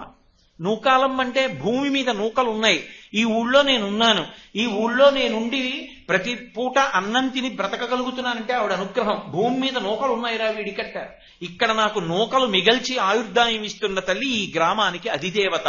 అందుకే ఎప్పుడైనా ఊరు విడిచిపెట్టి వెళ్లే ముందు గ్రామదేవతకి చెప్పి వెళ్ళాలి. మనసులో నమస్కారం చేసుకుని పొలిమేర దాటుతున్నప్పుడు, అమ్మా ఏదో ప్రవచనం చేయడానికి ఫలానా ఊరు ఎడుతున్నాను, తల్లి క్షేమంగా తీసుకురా అని చెప్పాలి. మళ్ళీ పొలిమేరకు వచ్చినప్పుడు చెప్పులిప్పి ఓ నమస్కారం చేయాలి, అమ్మా నీ అనుగ్రహంతో మళ్ళీ ఈ ఊరు వచ్చాను, నాకు నూకలు మిగల్చావు తల్లి నీకు నమస్కారం. ఏడాదికోసారి అన్ని కుటుంబాలు కలిపి అమ్మవారికి నైవేద్యాలు పెట్టామని చెప్పి అమ్మవారికి నైవేద్యాలు పెడతారు. ఇంకో చోట పోలేరమ్మ. పోలేరమ్మ అంటే ఆ ఊరికి సరిహద్దు ఎక్కడ వరకు ఉంటుందో అక్కడ వరకు ఆవిడ రక్షణ శక్తిగా తిరుగుతూ ఉంటుంది, దుష్ట శక్తుల్ని లోపలికి రానివ్వకుండా కాపాడుకుంటూ ఉంటుంది తన బిడ్డలందరినీ. అందుకని ఒక ఊళ్ళో ఆవిడ పేరు పోలేరమ్మ, ఒక ఊళ్ళో ఆవిడ పేరు తలుపులమ్మ. తలుపులమ్మ అంటే యోగక్షేమకారిణి అని గుర్తు. మా ఇంట్లో తలుపులు వేసేసి ఉన్నాయనుకోండి, మీరు లోపలికి వస్తారా నేను బయటకు వస్తానా? రెండూ లేవు. మీరు లోపలికి రావాలన్నా నేను బయటికి వెళ్ళాలన్నా తలుపులు తీయాలి. అంటే బయట ఉన్నది లోపలికి రావడం అంటే యోగం. ఏదో కొత్తది కలిసి వచ్చింది, ఇంట్లోకి వచ్చింది, అప్పటి వరకు నా దగ్గర లేదు, కానీ ఓ మంచి బంగారు నగ ఒకటి చేయించుకున్నాను, ఆ నగ మా ఇంట్లోకి తెచ్చుకున్నాను, కొత్తగా నాకు బంగారు గొలుసు ఉంది, యోగం కలిసి వచ్చింది. క్షేమం, ఇంట్లో ఏది ఉండకూడదో అది బయటికి వెళ్ళిపోవాలి, ఇంట్లో వాళ్ళందరూ సుఖంగా ఉండాలి. మంచి రావడానికి చెడు పోవడానికి ఎప్పుడు తలుపులు తెరవాలో ఎప్పుడు తలుపులు ముయ్యాలో అప్పుడు మూసి తెరిచి రక్షించే తల్లి ఎవరుందో ఆ తల్లి తలుపులమ్మ తల్లి. ఒక ఊళ్ళో పేరంటాలమ్మ. పేరంటాలమ్మ అంటే పేరంటం అంటే ఏమిటి? పేరంటం అంటే సువాసినులందరినీ పిలుస్తారు. సువాసిని అందరినీ పిలిచి కాస్త కాళ్ళకి పసుపు రాసి బొట్టు పెట్టి మెడకి కాస్త గంధం రాసి ఉంటే పువ్వులు దండిస్తారు, లేకపోతే వాళ్ళ వాళ్ళ ఐశ్వర్యాన్ని బట్టి సత్కరిస్తారు. ఇప్పుడు ఆవిడ సువాసిని. ఆ సువాసిని ఎవరు? అమ్మవారి స్వరూపమే. ఆవిడ పేరంటాలమ్మ అంటే ఆవిడ ఎప్పుడూ పసుపు కుంకాలతో ఉంటుంది, ఆవిడ పసుపు కుంకాలు చెదరవు. ఊళ్ళో వాళ్ళ పసుపు కుంకాలకి ఆవిడే రక్ష, ఆవిడే కాపాడుతుంది. కాబట్టి ఆవిడ పేరంటాలమ్మ అంటే నిత్యమంగళ స్వరూపిణి, సర్వమంగళాదేవత. అందుకని ఆవిడికి పేరంటాలమ్మ. ఏ సర్వమంగళాన్ని ఎందుకు అనకూడదు? వాడు పామరుడు, వాడు సామాన్యుడు, పాపం వాడేం చదువుకోలేదు. అందుకే పేరంటానికి వచ్చింది అనుకోండి ఎవరో ఒక ఆవిడ, ఓయ్ ఇల్లాలా పేరంటాలమ్మ వచ్చారు చూడు పసుపురాయి అంటాడు కిందరించుని. అమ్మవారు ఎవరు? పేరంటాలమ్మ, పెద్ద పేరంటాలమ్మ ఆవిడ్నే ముందు పిలవాలి. ఎవరింట్లో శుభకార్యమైనా, ఎవరింట్లో శుభకార్యం జరిగినా ఆవిడికే పట్టుకెళ్ళి పసుపు కుంకాలు ఇస్తారు ముందు. అందుకని ఆవిడ పేరంటాలమ్మ. ఇప్పుడు మీరు ఏ ఊళ్ళో ఎక్కడ ఉన్నటువంటి ఏ దేవతా స్వరూపాన్ని గ్రామ దేవతగా భావన చేసి ఆ పేర్ల ఉనక ఉండేటటువంటి మర్మాన్ని పరిశీలించినా ఆ తల్లి రక్షణకారిణి. ఆవిడ ఏం చేస్తుంటుంది అంటే ఎప్పుడూ రక్షణ చేస్తూ ఉంటుంది. అందుకే అమ్మవారి ఉపాసనకు ఉండేటటువంటి లక్షణమేమి అంటే రక్షణ పొందుట. అసలు ఏ పేరు పెట్టకుండా అమ్మవారిని అమ్మా అంటే చాలు పలుకుతుంది ఆవిడ. అమ్మా అని పిలిస్తే చాలు పలుకుతుంది. అంత గొప్ప లక్షణమున్న తల్లి కాదు కాదు, అసలు ఈ భూమి రూపంలో ఉండే భూమాత ఆవిడే, ఒక పరిధిలో దేశంగా ఉండే దేశమాత ఆవిడే, నన్ను కన్న తల్లిగా జనకమాత ఆవిడే, గోమాతగా ఆవిడే, మాతృస్వరూపంగా ఆవిడ అంత ఉపాసనని అందుకుంటూ ఉంటుంది. ఇది ఈ దేశం యొక్క ప్రత్యేకత. అసలు మొదటి నమస్కారం ఎవరికి అంటే అమ్మకే.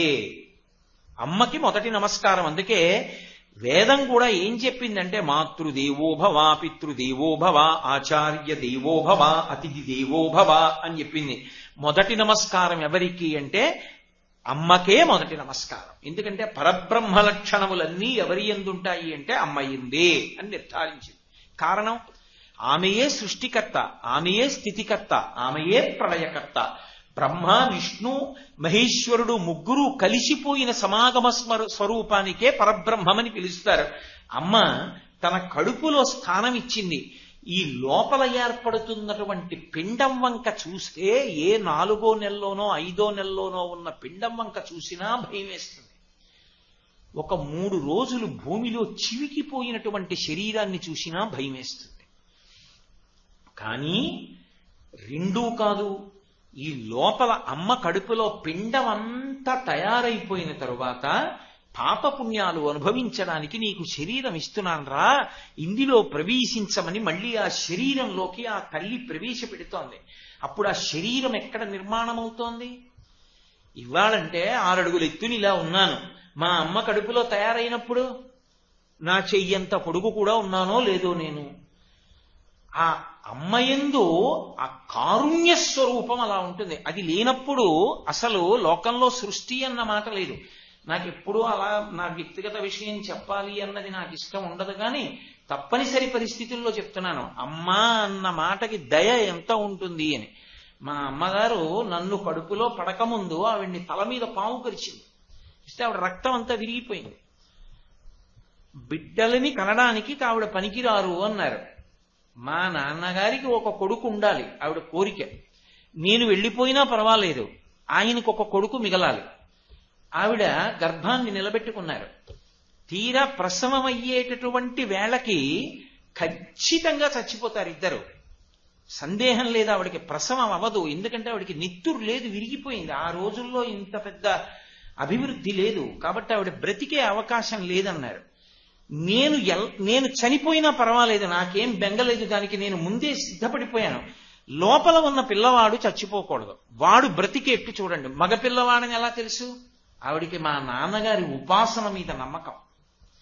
ఆయన చేసిన ఉపాసన ఉత్తినే పోదు, కొడుకు పుడతాడు ఆయనకి. ఆ కొడుకునిచ్చి వెళ్ళిపోతాను, కాబట్టి నేను చనిపోయేటట్టు, పుట్టిన పిల్లవాడు బతికేటట్టు ఏదైనా ఏర్పాటు ఉందా అని అడిగింది ఆవిడ. అడిగితే చెప్పలేక చెప్పారట రోజుల్లో. ఒకటే మార్గం ఉంది, మీ అంతట మీకు ప్రసవం అయితే చనిపోతారు, పిల్లవాడు చనిపోతాడు. పిల్లవాడు ఒక్కడూ బ్రతికి మీరు చనిపోయినా పర్వాలేదు అనుకుంటే తప్పనిసరి పరిస్థితుల్లో ఒకటి చెయ్యాలి. మంచుగడ్డల మీద పడుకోబెట్టి కాళ్ళు చేతులు పట్టేసుకుంటాం. ఆ చల్లతనానికి ఓర్చలేక ప్రసవం అయిపోతుంది. మీరు ఉండొచ్చు, ఉండకపోవచ్చు, అతను మాత్రం బతుకుతాడు. ఆవిడ ఓర్చింది మా తల్లి. అప్పుడు నేను పుట్టాను. ఎవరి వల్ల ఇవాళ ఈ బ్రతుకు నిలబడింది?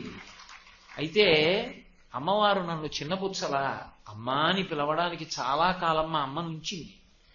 కాబట్టి ఆవిడ బ్రతికింది, నేను బ్రతికాను. డాక్టర్లు తెల్లబోయారట ఆ రోజుల్లో.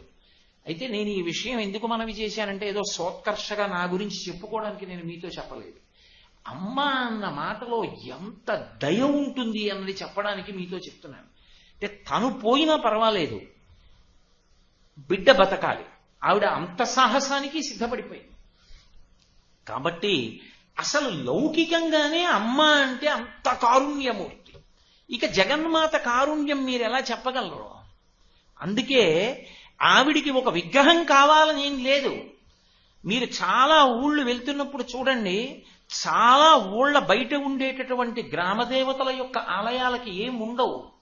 అసలు కొన్ని చోట్ల అయితే పందిర్లు ఉంటాయి, కొన్ని చోట్ల పాకలు ఉంటాయి, కొన్ని చోట్ల ఓ చిన్న గది ఉంటుంది, అందులో ఓ రాయి ఉంటుంది, ఆ రాతికి పసుపు రాసి బొట్టు పెడతారు. మీరు రాయి అంటే వాళ్ళు ఒప్పుకోరు, వాళ్ళు దాన్నే అమ్మవారిగా చూస్తారు. ఆ భావన ఎందుంది భారతీయ తత్వం.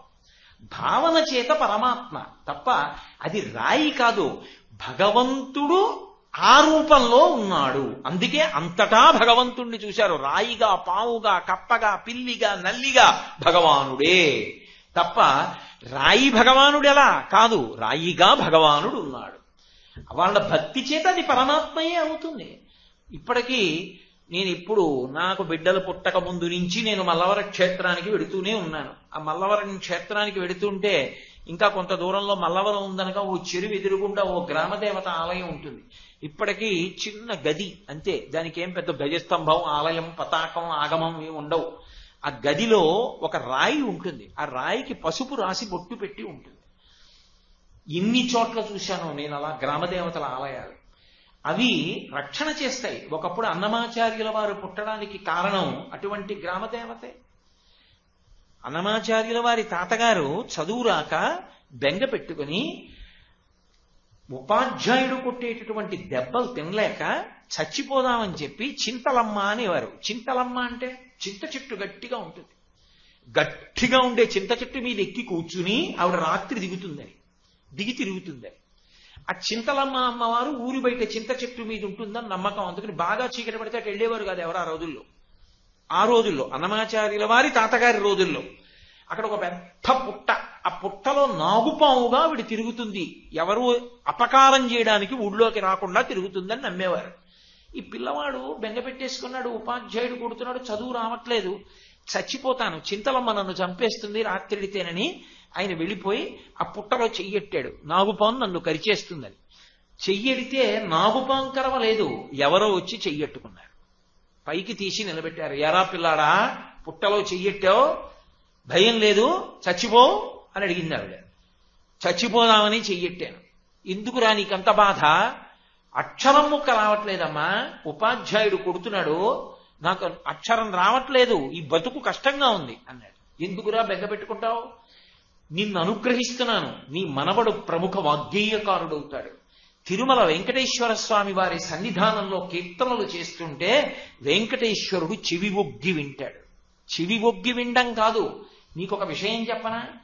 అన్నమాచార్యుడన్న పేరుతో నీకు పుట్టేటటువంటి మనవడు పాడినటువంటి వైరాగ్య సంకీర్తనలు విని రాత్రి మెట్లు దిగి అలివేలు మంగాపురం వెళ్ళినటువంటి అలివేలు మంగ కాదు అలర్మేల్ మంగ ఆవిడ దగ్గరికి వెళ్ళినటువంటి వెంకటేశ్వరుడు ఉత్సాహం లేకుండా దిగాలుగా కూర్చుంటాడు నీ వైరాగ్య కీర్తనలు విని విని. అమ్మవారు నిన్ను అడుగుతుందిరా శృంగార సంకీర్తన చేయమని, అంత గొప్పవాడు పుడతాడు నీ మనవడు, తరిస్తావులే, హో చచ్చిపోకు అంది. ఆవిడ అనుగ్రహం అన్నమాచార్యుల వారు పుట్టారు. ఆ అన్నమయ్య వైరాగ్య సంకీర్తన చేస్తే వెంకటేశ్వర స్వామి వారు అమ్మవారి గుడికి వెళ్ళి రాత్రిపూట మెట్లన్నీ దిగొస్తూ ఉంటారు. దిగొచ్చి అమ్మవారి గుడికి వెడితే ఇప్పటికీ ఒక చెప్పులు కుట్టుకునేటటువంటి వ్యక్తి ఇంట్లో ఒకప్పుడు పిండి మీద ఆయన పాద ముద్ర మోపారు, దాన్ని బట్టి రెండో పాదానికి కూడా చెప్పు కుట్టాడు అతను. కాబట్టి అటువంటి మహానుభావుడు అమ్మవారి దగ్గరికి వెళ్ళి ఇలా చెక్కిట చేయి చేర్చి విచారంగా కూర్చునేవారట. ఏమి స్వామి అలా ఉన్నారు అంటే, అన్నమయ్య ఏమి కీర్తన పాడాడు అలివేలు మంగ, ఎంత వైరాగ్యంతో పాడాడు, ఏ ఉంది అనేవట. ఎవరు? పరమేశ్వరుడికి వైరాగ్యం కలిగింది. అప్పుడు పద్మావతి అమ్మవారు అన్నమాచార్యుల వారిని అడిగింది, ఏమిటో మా ఆయన ముఖంలో చిరునవ్వు చూసి అన్నాళ్ళయిందో, ఒక్క శృంగార సంకీర్తన చేయవయా సంతోషించేటట్టు. అంటే అలరులు కురియగా ఆడెనదే అలకలకులుకుల అలమీల్మంగా అని అప్పుడు కొన్ని శృంగార సంకీర్తనలు చేస్తే వెంకటేశ్వర స్వామి వారు ఉత్సాహంగా వచ్చారట. అంతటి వాగ్గేయకారుడు ఎవరి అనుగ్రహంతో వచ్చాడు? అంతకు ముందు తరాల్లో ఉన్న వాళ్ళకి ఆ చింతలమ్మ ఇచ్చినటువంటి అనుగ్రహం. అందుకే గ్రామదేవత అన్న పేరుతో అమ్మవారు ఊరిని రక్షిస్తూ ఉంటుంది. ప్రతి ఊరికి అధిష్టాన దేవతగా ఉంటుంది ఆవిడ. నేను చెప్తే మీకు ఆశ్చర్యంగా ఉండొచ్చు, ఒకానొకప్పుడు అయోధ్యానగరాన్ని విడిచిపెట్టి వెళ్ళిపోయాడు మహారాజు. రామచంద్రమూర్తి యొక్క బిడ్డలు లవకుశుల్లో కుశమహారాజు వెళ్ళిపోయి పడుకున్నాడు వేరొక చోట, రాజధాని మార్చేస్తాను. అయోధ్యానగర అధిష్టాన దేవత కనపడింది ఆయనకి. ఎన్ని తరాలు ఏలేయ్యా అయోధ్యని రాజధానిగా చేసుకుని ఇవాళ అయోధ్య విడిచిపెట్టి వచ్చేస్తావా? ఏమైపోవాలి అక్కడ అంతఃపురం అంతా? ఏమైపోవాలి అయోధ్యానగర వైభవం అంతా? మహారాజా తిరిగిరా అయోధ్యకి అని పిలిచింది. ప్రతి నగరానికి అధిష్టాన దేవత ఉంటుంది. అందుకే మంత్రాలు అమ్మవారి గురించి అలా మాట్లాడతాయి. గంధద్వారాంధురాదరుషాం నిత్యపుష్టాం కరీషిణీం ఈశ్వరీగుం సర్వభూతానాం తామిహోపహ్వజే శ్రియం. గ్రామములుగా, నగరములుగా, నదులుగా, సముద్రములుగా విభూతి ప్రసారం చేసి మహదైశ్వర్యంతో ప్రకాశింపచేస్తుంది ఒక్కొక్క చోట. నేను పూర్వం ఒకసారి ముంబైలో ఉపన్యాసాలు చెప్పడానికి రాత్రి విమానంలో వెళ్ళాం. మా మోహన్ గారు నేను వెళ్తున్నప్పుడు విమానం రాత్రి దిగుతోంది. ఎంత దూరం ఎటు చూసినా దీపాలే. ఎన్ని దీపాలు! అన్ని దీపాల మధ్య నగరం ప్రకాశిస్తుంటే నాకు ఇదే జ్ఞాపకానికి వచ్చింది. అక్కడ అమ్మవారు ఎంత అనుగ్రహించిందో ఆ భూమిని. ఒక్కొక్క చోట ఒక్కొక్కలా ఆవిడ ప్రకాశించింది. అంత అనుగ్రహించింది. ఎన్ని లక్షల మంది నివాసం ఉంటున్నారు, ఎన్ని ఉద్యోగాలు చేస్తున్నారు, ఎంతమంది అన్నం తింటున్నారు, ఎంతమంది నీళ్లు తాగుతున్నారు, ఎంతమంది భోగం అనుభవిస్తున్నారు. భారతదేశపు ఆర్థిక రాజధాని అని పేరు పొందింది. ఒక్కొక్క ఊరికంతంత సౌభాగ్యం పట్టింది అంటే అమ్మవారి యొక్క అనుగ్రహ విశేషం చేత పడుతుంది. అది గ్రామములుగా, నగరములుగా, నదులుగా, సముద్రములుగా, ద్వీపములుగా మహదైశ్వర్యంగా ఆవిడ ప్రకాశిస్తుంది. ఒక్కొక్క ఊరు చూడండి, కళాకాంతి ఉండదు, అభివృద్ధిలోకి రాదు. 200 ఏళ్ల క్రితం ఎలా ఉందో ఊరు అలాగే ఉంటుంది. అలక్ష్మీర్మే నశ్యతాం త్వాం మృణే. అలక్ష్మి నశించి లక్ష్మి నిలబడాలంటే, అలక్ష్మి వెళ్ళిపోయి లక్ష్మి నిలబడాలంటే ఆవిడ అనుగ్రహం ఉన్నదా? అలా ఉంటుంది. ఒక్కొక్క వ్యక్తి చూడండి, ఆ వ్యక్తి ఆ ఇంట్లో ఉన్న కారణం కిరణాల కింద ఉంటుంది. వచ్చేవాళ్ళు వెళ్ళేవాళ్ళు, వచ్చేవాళ్ళు వెళ్ళేవాళ్ళు. ఆ తలుపు తీస్తే బాగుండు, ఆయన కనపడితే బాగుండు, ఆయన అలా తిరుగుతుంటే చూస్తే బాగుండని కొన్ని లక్షల మంది ఎదురు చూస్తారు. ఆ వ్యక్తి వెళ్ళిపోయాడు అనుకోండి, అంతే బావురుమంటుంది. ఆ ఇల్లు పలకరించేవాడు ఉండడు, ఆ ఇంటికి వెళ్ళేవాడు ఉండడు. అతనితో వెళ్ళిపోయింది అంతే. అది శ్రీయం, ఆవిడ అనుగ్రహం. ఒక్కొక్కడికి యశస్సు రూపంలో ఉంటుంది. అంత కీర్తివంతుడు అవుతాడు. అలా నడుస్తుంటే చాలు చూసి మురిసిపోతారు. అబ్బా ఇవాళ ఆయన కనబడ్డాడండి చాలు అంటారు. అది ఆ కీర్తిని ఇవ్వగలిగిన తల్లి ఎవరు? ఆవిడే. అందుకని ఆవిడ ఏవివ్వలేదు, ఆవిడ ఏదైనా ఇవ్వగలదు. అటువంటి తల్లి ప్రతి ఊరికి అధిష్టాన దేవతగా ఉండి సర్వకాలముల యందు కాపాడుతుంటుంది. అలా కాపాడగలగడం ఆవిడ యొక్క ప్రధానమైనటువంటి లక్షణం. అది ఆవిడ సహజ స్వభావం. అందుకే ఎవరు అమ్మవారి పాదములు పట్టి నమస్కారం చేస్తారో, ఎవరు అమ్మవారిని కీర్తిస్తారో, ఎవరు ఆవిడ పాదముల మీద ఒక్క పువ్వు ఉంచుతారో, ఇంత పసుపు ఇంత కుంకం వేస్తారో, వారి పట్ల మరింత ప్రసన్నురాలవుతుంది. ఆవిడికి లేక కాదు, ఆవిడే అందరికీ ఇస్తుంది. కానీ కృతజ్ఞతాభావన, ఆవిడ యొక్క అనుగ్రహ విశేషాన్ని స్మరించాడు. ఆవిడ దయని మనసులో తలుచుకున్నాడు. అమ్మా నువ్వు కదమ్మా భూమి రూపంలో ఉన్నావు అని పొంగిపోయాడు. ఇవాళ నాతో ఎవరో అన్నారు, నిన్న నేను చూసిన భూమికి ఇవాళ నేను చూసిన భూమికి చాలా తేడాగా అనిపిస్తోందండి నిన్నటి ఉపన్యాసం విన్నాక అన్నాడు ఒక ఆయన. అంటే మనసులో మార్పు వచ్చింది. ఇప్పుడు ఆ రూపంతో అన్ని చిత్ర విచిత్రాలతో ఆయన చూస్తున్నాడు. ఆ పరవశంతో చూడడమే ఉపాసన, అంతే. దానికి ఆవిడ ప్రసన్నురాలైపోతుంది. అందుకే ఆవిడ అనేక చోట్ల అనేక రకాలుగా తన శక్తిని పొటమరింపచేసి లోకాన్ని అనుగ్రహించింది. ఆవిడ ఎక్కడెక్కడ అలా అనుగ్రహించిందో చూపులతో అక్కడక్కడ నగరాలు వచ్చాయి. అందుకే శంకరాచార్యులు వారు సౌందర్యలహరి చేస్తూ విశాల కళ్యాణి స్ఫుటరుచిరయోధ్యాకువలయై కృపాధారాధారా కిమపి మధురా భోగవతిక అవంతి సృష్టిస్తే బహునగర విస్తార విజయ ధ్రువం తత్తన్నామవ్యవహరణ యోగ్యా విజయతే అంటారు. అమ్మా నీ అనుగ్రహం అమ్మా ఇన్ని నగరాలు వచ్చాయి.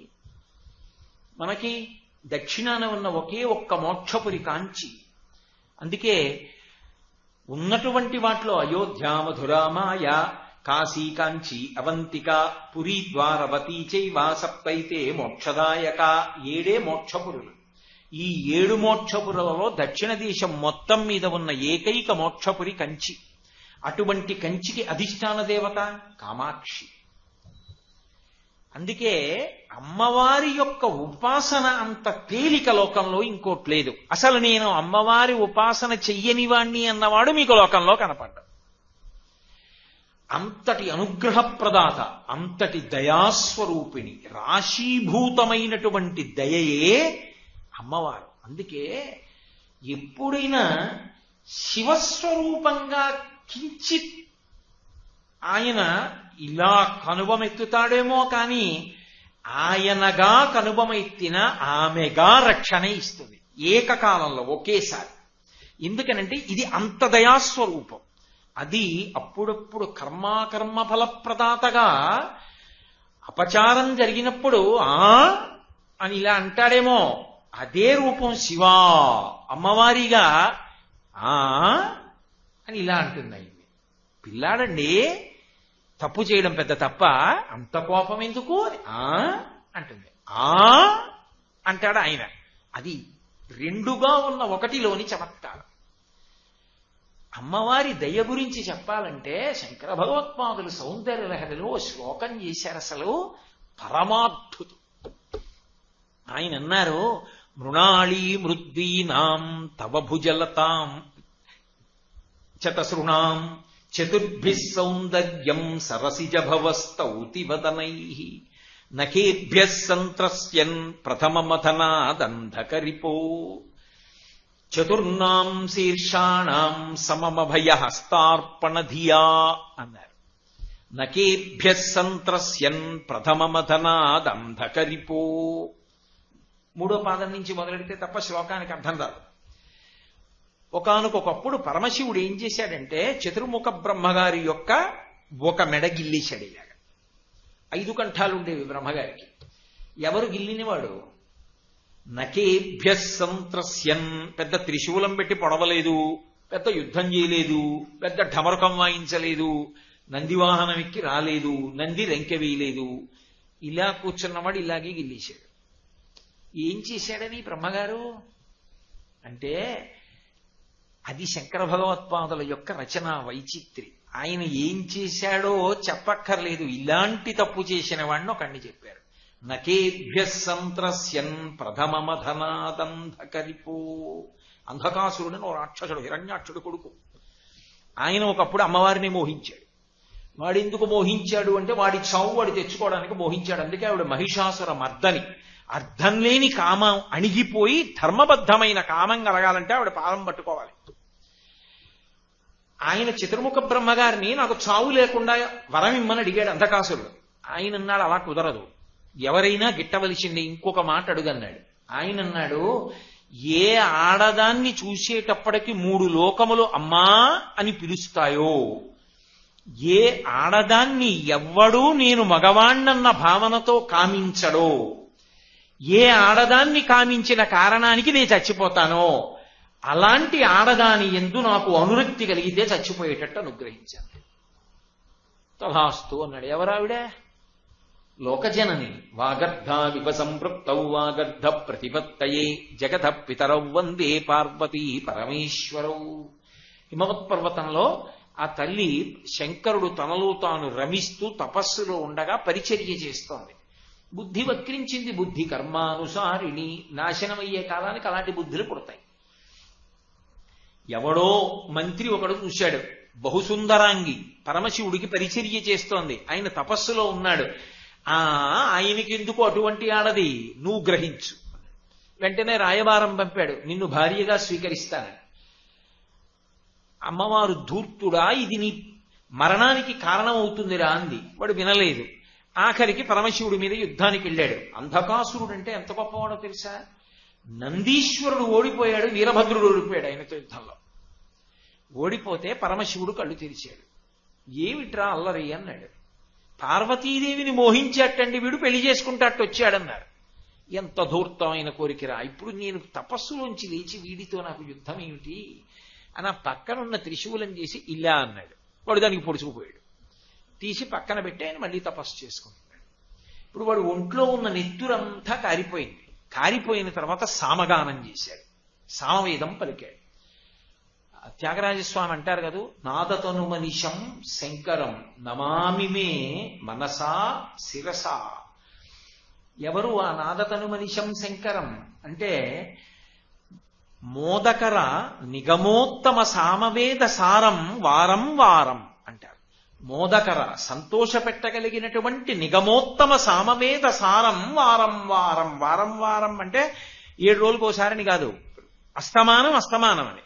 వారం వారం ఎవరికి నమస్కారం చేస్తాను అంటే మనస్సుకి శాంతినివ్వగలిగినటువంటి సామవేదము ఎదురుగుండా రాశీభూతమైతే అదే శంకరుడు. నాదతను మనిషం శంకరం, ఆయన శరీరమే నాదము. అటువంటి శంకరుడికి నమామి మే మనసా శిరసా, నేను మనస్సుతో శిరస్సుతో నమస్కరించుతున్నాను అంటారు త్యాగరాజస్వామి. అటువంటిది ఆ సంగీతం, ఆ స్వరాలు కూడా ఆయన ముఖాల్లోంచి వచ్చినవే. అందుకే సత్యోజాతాది పంచవక్త్రజ వర సరిగమని విద్యాలోలం విదలిత కాలం విమల హృదయ త్యాగరాజ పాలం నాదతను మనిషం శంకరం నమామి మే మనసా శిరసా అంటారు. సద్యోజాతాది పంచవక్త్రజ వర సరిగమని విద్యాలోలం. స రి గ మ ప ద ని అనబడేటటువంటి 7 స్వరములు సద్యోజాత అఘోర తత్పురుష వామదేవ ఈశానములనేటటువంటి ఏ శంకరుని యొక్క 5 ముఖములలోంచి వస్తే సంగీతమైందో సామవేదమైందో అటువంటి మళ్లీ ఈ స్వరముల చేత లోలుడై సంతోషించేటటువంటి శంకరుడికి మనసా శిరస కీర్తన చేత వాక్కుతో నమస్కరించుతున్నాను అంటారు త్యాగరాజస్వామి. అలా వెనక్కి రండి. ఈ అంధకాసురుణ్ణి త్రిశూలం పెట్టి పొడిచి అక్కడ పెడితే వాడి శరీరంలో నెత్తురంతా ఓడిపోయిన తర్వాత వాడి మదం పోయింది. పోయి సామగానం చేశాడు శంకరుడి మీద, ఆయన సంతోషించాడు. అలా అంధకాసురుడు ఏ దోషం చేశాడో అటువంటి దోషం ఒకప్పుడు బ్రహ్మగారు చేశాడు. చేస్తే పరమశివుడు చూశాడు, గమనించాడు. ఓహో 5 ముఖాలున్నాయి అనుకుంటున్నాడు బ్రహ్మగారు. ఒకప్పుడు బ్రహ్మగారికి 5 ముఖాలు ఉండేవి, పరమశివుడికి 5 ముఖాలు. ఏమిటి తేడా, నాకు ఆయనకి ఇద్దరికి 5 ముఖాలేగా. అందుకని కించిత్ చూడకూడని చూపు ఒకటి చూశాడు ఒకనొక సందర్భంలో. ఇప్పుడు దానికి ప్రసక్తి ఎందుకు. శంకరుడు ఆలోచించాడు, ఓహో 5 తలకాయలు నాకు, 5 తలకాయలు ఆయనకి ఇదే లెక్క కట్టుకున్నాడు అని. నువ్వెంతటి వాడివో ఇప్పుడు చూస్తానని ఇలా గిల్లేశాడు. ఏం పెద్ద కష్టపడలా, చతుర్ముఖ బ్రహ్మగారితో పెద్ద యుద్ధం ఏం చేయలే. ఆహా అని ఇలా చూశాడు. చూడకూడని చూపు చూశావే అని ఇలా గిల్లాడు. అందుకే అమ్మవారి పట్ల ఒక్కసారి చూడకూడని చూపు చూసినా అలా చూసిన వాడని తెలిసిపోతుంది. ఎందుకో తెలుసా, కుబేరుడికి మెల్లకన్ను అందుకే వచ్చింది. అందరూ మామూలుగా ఉంటే కుబేరుడు ఒక్కడు మెల్లకన్నుతో ఉంటాడు. ఎందుకుని అంటే ఒకప్పుడు అమ్మవారిని చూడకూడని చూపు చూశాడు, చూసినందుకు కన్ను మెల్లయింది. కాబట్టి నకేభ్య సంత్రస్యన్ ప్రథమ మధనాదంధకరిపో, ఆయన తక్కన తలకాయ గిల్లేశాడు. ఇప్పుడు ఏమంటే యుద్ధం చేస్తే ఏదో ఓ 2-3 నెలలు యుద్ధం జరిగి ఇద్దరి మధ్య పెద్ద యుద్ధం అయితే ఓ తల తెంపాడు అనుకోండి, ఇంక రెండో తల తెంపడానికి మళ్ళీ ఇంకో 2-3 నెలలు పడుతుంది యుద్ధం. కానీ ఆయన ఏం పెద్ద యుద్ధం చేయలేదు, ఇలా అన్నాడు. ఇలా అన్నవాడు ఊరుకుంటాడని ఏం నమ్మకం? మళ్ళీ ఇంకోటి ఇలా అంటే అది శంకరాచార్యుల వారి కవిత్వంలో గొప్పతనం. ఎక్కడ చెప్పరు బ్రహ్మగారు ఏం దోషం చేశారో. అంధకాసురుడి విషయం చెప్పి అలా అని ఊరుకున్నారు. నేను అలాగే చెప్పాలి, అంతేగాని ఇంకంతకన్నా ముందుకు నేను వెళ్ళకూడదు. శంకరులు ఎలా చెప్పారో అలాగే చెప్పాలి. కాబట్టి నకేభ్య సంత్రస్యన్ ప్రథమ మధనాదంధకరిపో, ఇలా గిల్లేసినప్పుడు అమ్మా ఇలా పొడవడం యుద్ధం కాదుగా. ఇలా అన్నవాడు మళ్ళీ ఇలా ఇలా ఇలా అన్నాడు అనుకోండి, 5 తలకాయలు పోతాయి. అందుకని ఒక తలకాయ ఇలా గిల్లేగానే ఆయనకు అర్థమైంది ఆయన ఎంత శక్తివంతుడో. ఒరే యుద్ధం కాదురా, గిల్లే వదలు పారేస్తాడు అంతే గోళ్లతో. అమ్మ బాబోయ్ ఇప్పుడు ఎవరు నాకు రక్షణ అని చూశాట. చూసేటప్పటికి ఎవరు కనపడ్డారంటే మృణాళీ మృద్వీనాం తవ భుజలతానాం చతసృణాం. తామర తీగ ఇలా వచ్చి చివర తామర పువ్వు పూస్తుంది. అలా అమ్మవారి చేతులు ఇలా తామర తీగల్లా ఉంటే ఈ చివర అమ్మవారి చెయ్యి తామర పువ్వులా ఉందిట. వెంటనే బ్రహ్మగారికి అమ్మవారికి ఉన్నటువంటి ఒక సంబంధం అర్థమయ్యేటట్టుగా తలెత్తి చూశాట. ఏమిటది? సరసిజ భవస్తౌతి వదనై. అది శంకరుల యొక్క వాంగ్మయం అంటే అలా ఉంటుంది. అమ్మా, నీ చెయ్యి తామర పువ్వులో ఉంది, నేను తామర పువ్వులోంచి పుట్టాను. మన ఇద్దరికీ ఓ అనుబంధం ఉంది కదా, మన ఇద్దరిది తామర పువ్వు సంబంధం. నీ చెయ్యి తామర పువ్వు అయితే నేను తామర పువ్వులోంచి పుడితే నీకు కొడుకు లాంటి వాడిని కాను, బిడ్డను రక్షించుకోవద్దు, నాన్నగారు గిల్లి పారేశారో తలకాయ మిగిలిన కూడా గిల్లేస్తాడో ఏమిటో అని ఆయన ఏం చేశాడంటేట, సరసిజభవస్తౌతి వదనై చతుర్నాం శీర్షాణం సమమభయహస్తార్పణ ధియా. అమ్మవారు చతుర్బాహువులతో ఉంటుంది కదా, ఈ 4 తలకాయలు అమ్మవారి 4 చేతుల కింద పెట్టేశాట. గబగబా పెట్టేసి కూర్చున్నాడు. శంకరుడు ఒకటి గిల్లి ఇలా చూశాడు, ఏవి 4 తలకాయల మీద అమ్మవారి 4 చేతులు ఉన్నాయి. నవ్వి చేతి ఇలా తీసేశాడు, మిగిలే 4 తలకాయలు. అమ్మా, నీ రక్షణ అటువంటిది. ఏం అడగలేదు బ్రహ్మగారు. అమ్మా, తామర పువ్వులోంచి పుట్టాను, నీ చేయి తామర పువ్వు అమ్మా అన్నట్టుగా ఇలా చూశాడు. అర్థం చేసుకుంది, 4 తలకాయల మీద 4 చేతులు ఎట్టింది, అంతే. ఊరుకున్నాడు శంకరుడు. 4 తలకాయలు మిగిలి. ఎంత రక్షణ శక్తి అమ్మా నీది! బ్రహ్మగారిని అలా రక్షించావు కదమ్మా, లేకపోతే ఉండునా? లేకపోతే ఓ తలకాయ ఉండునో 2 తలకాయలు ఉండునో? ఎంత అనుగ్రహించావమ్మా నిజంగా! ఎంత వాత్సల్యమమ్మా నీది! ఎంత కారుణ్యమమ్మా నీది! చెప్పకుండా చెప్తారు శంకర భగవత్పాదులు. అని అమ్మవారికి నమస్కారం చేసి, అమ్మా పొరపాటు అయిపోయింది తల్లి అని వేళ్లు విరుచుకున్నారు. ఎంత తప్పు చేశానమ్మా! తామర పువ్వుని నీ చేత్తో పోల్చానా? నీ చేతి చివర్లు ఎంత అందంగా ఉంటాయి! అసలు ఈ చేతి చివరి భాగాలు ఎర్రటి ప్రకాశంతో అంత అందంగా ఉంటాయే. తామర పువ్వు చివరికి నీ చేతికి ఎక్కడమ్మా సామ్యం? ఎలా వానేశానమ్మా పొరపాటున? తామర పువ్వులా ఉంది నీ చెయ్యి, పైన ఈ చేతి భాగం అంతానేమో తీగలా ఉంది అన్నానే అని వెంటనే మళ్ళీ అన్నారు. కాదు కాదమ్మా, లక్ష్మీదేవి తామర పువ్వులో కూర్చుంటుంది కదూ, కూర్చున్న తల్లి ఏం చేస్తుంది? సువాసిని కాళ్ళకి పారాణి పెట్టుకుంటుంది. కాళ్ళకి పారాణి పెట్టుకున్నప్పుడు చిన్న గిన్నెతో పారాణి అక్కడ పెడతారు, చిలికెత్తెలు. ఆ పారాణి ఇలా తీసి పాదం అంతా ఇలా పారాణి పెట్టుకున్న తర్వాత చేతులకి ఏమవుతుంది? పారాణి అంటుకుంటుంది. అది అలాగే ఉంచుకున్నారనుకోండి బట్టకు అంటుకుంటుంది. అందుకని ఏం చెయ్యాలి? ఓ పాత బట్టకి ఇలా తుడిచేసుకోవాలి కదూ. అందుకని చుట్టూ చూసింది, దేనికి రాసేద్దాం ఆ పారాణిని. తను కూర్చున్న తామర పువ్వుకే ఆ రేకుల యొక్క చివరి భాగాలు కనపడ్డాయి. లేచి మళ్ళీ ఇవాళ రోజుల్లో అయితే నాప్కిన్ అనుకోండి, అక్కడ దాకా ఎందుకనే ఆ తామర రేకుల చివరి భాగంలో లక్ష్మీదేవి తను పాదాలకు పెట్టుకున్న లత్తుక మిగిలిన భాగాన్ని ఇలా ఇలా తుడిచేసుకుంది. ఇప్పుడు ఆ తామర రేకుల యొక్క చివరి భాగానికి లక్ష్మీదేవి యొక్క చేతి వేళ్ల కంటుకున్న లత్తుకొని తుడిచినప్పుడు అసలే తామర చిగుర్లు కనుక మరింత ఎర్రబడి ఈ లత్తుకతో కలిసి ఎంత ఎర్రగా ఉంటాయో నీ చేతి చివరిలో అంత ఎర్రగా ఉంటాయమ్మా. మామూలు తామర పువ్వు కాదేమనుకోకమ్మా, గబుక్కునన్నానంట. అది శంకరుల వాంగ్మయం అంటే. ఆయన అమ్మవారి యొక్క దయాస్వరూపం, ఆవిడ కారుణ్యం ఎంత అద్భుతంగా చూపించారంటే, ఒక శ్లోకంలో అంటారు, తామర పువ్వు అన్నాను కదా, ఇంకో శ్లోకం జ్ఞాపకం వస్తుంది. హిమానీహంతవ్యం హిమగిరి నివాసైక చతురౌ. అమ్మా, లోకంలో తామర పువ్వుతోటి నీ పాదాల్ని పోలుస్తారు. ఎందుకని పాదపద్మములు అంటుంటారు. అమ్మవారివి పాదపద్మములు అంటారు. అలాగే చేతిని కూడా పద్మంలాగే ఉందంటారు. కన్నులు పద్మాల్లా ఉంటాయంటారు. ముఖం పద్మంలా ఉందంటారు. వదన సరోజం అంటారు. పద్మాక్షి అంటారు. అన్నీ పద్మాలే. కానీ అమ్మ, నిజంగా చెప్పాలి అంటే నీ పాదాలకి పద్మాలకి సంబంధం ఏముందమ్మా? అసలు ఏమీ సంబంధం లేదు. ఎందుకని? హిమానీహంతవ్యం హిమగిరి నివాసైక చతురౌ నిశాయాం నిద్రాణాం నిశిచరమభాగీ చ విశదౌ వరం లక్ష్మీ పాత్రం శ్రియమతి సృజంతౌ సమయినాం సరోజం తత్పాదౌ జనని జయ కశ్చిత్రమిహ కిం. నువ్వు ఉండేది మంచు పర్వతాల మీద ఉంటావు. ఎందుకని? ఆవిడ పుట్టిల్లు అక్కడే. హిమగిరితనయ కదా, హిమవంతుని యొక్క కుమార్తె. అందుకని మంచు పర్వతాల మీద పుట్టింది, మంచు పర్వతాల మీద ఆడుకుంది, మంచు పర్వతాల మీద పెరిగింది. ఆ మంచు పర్వతం పక్కనే అత్తారిల్లు.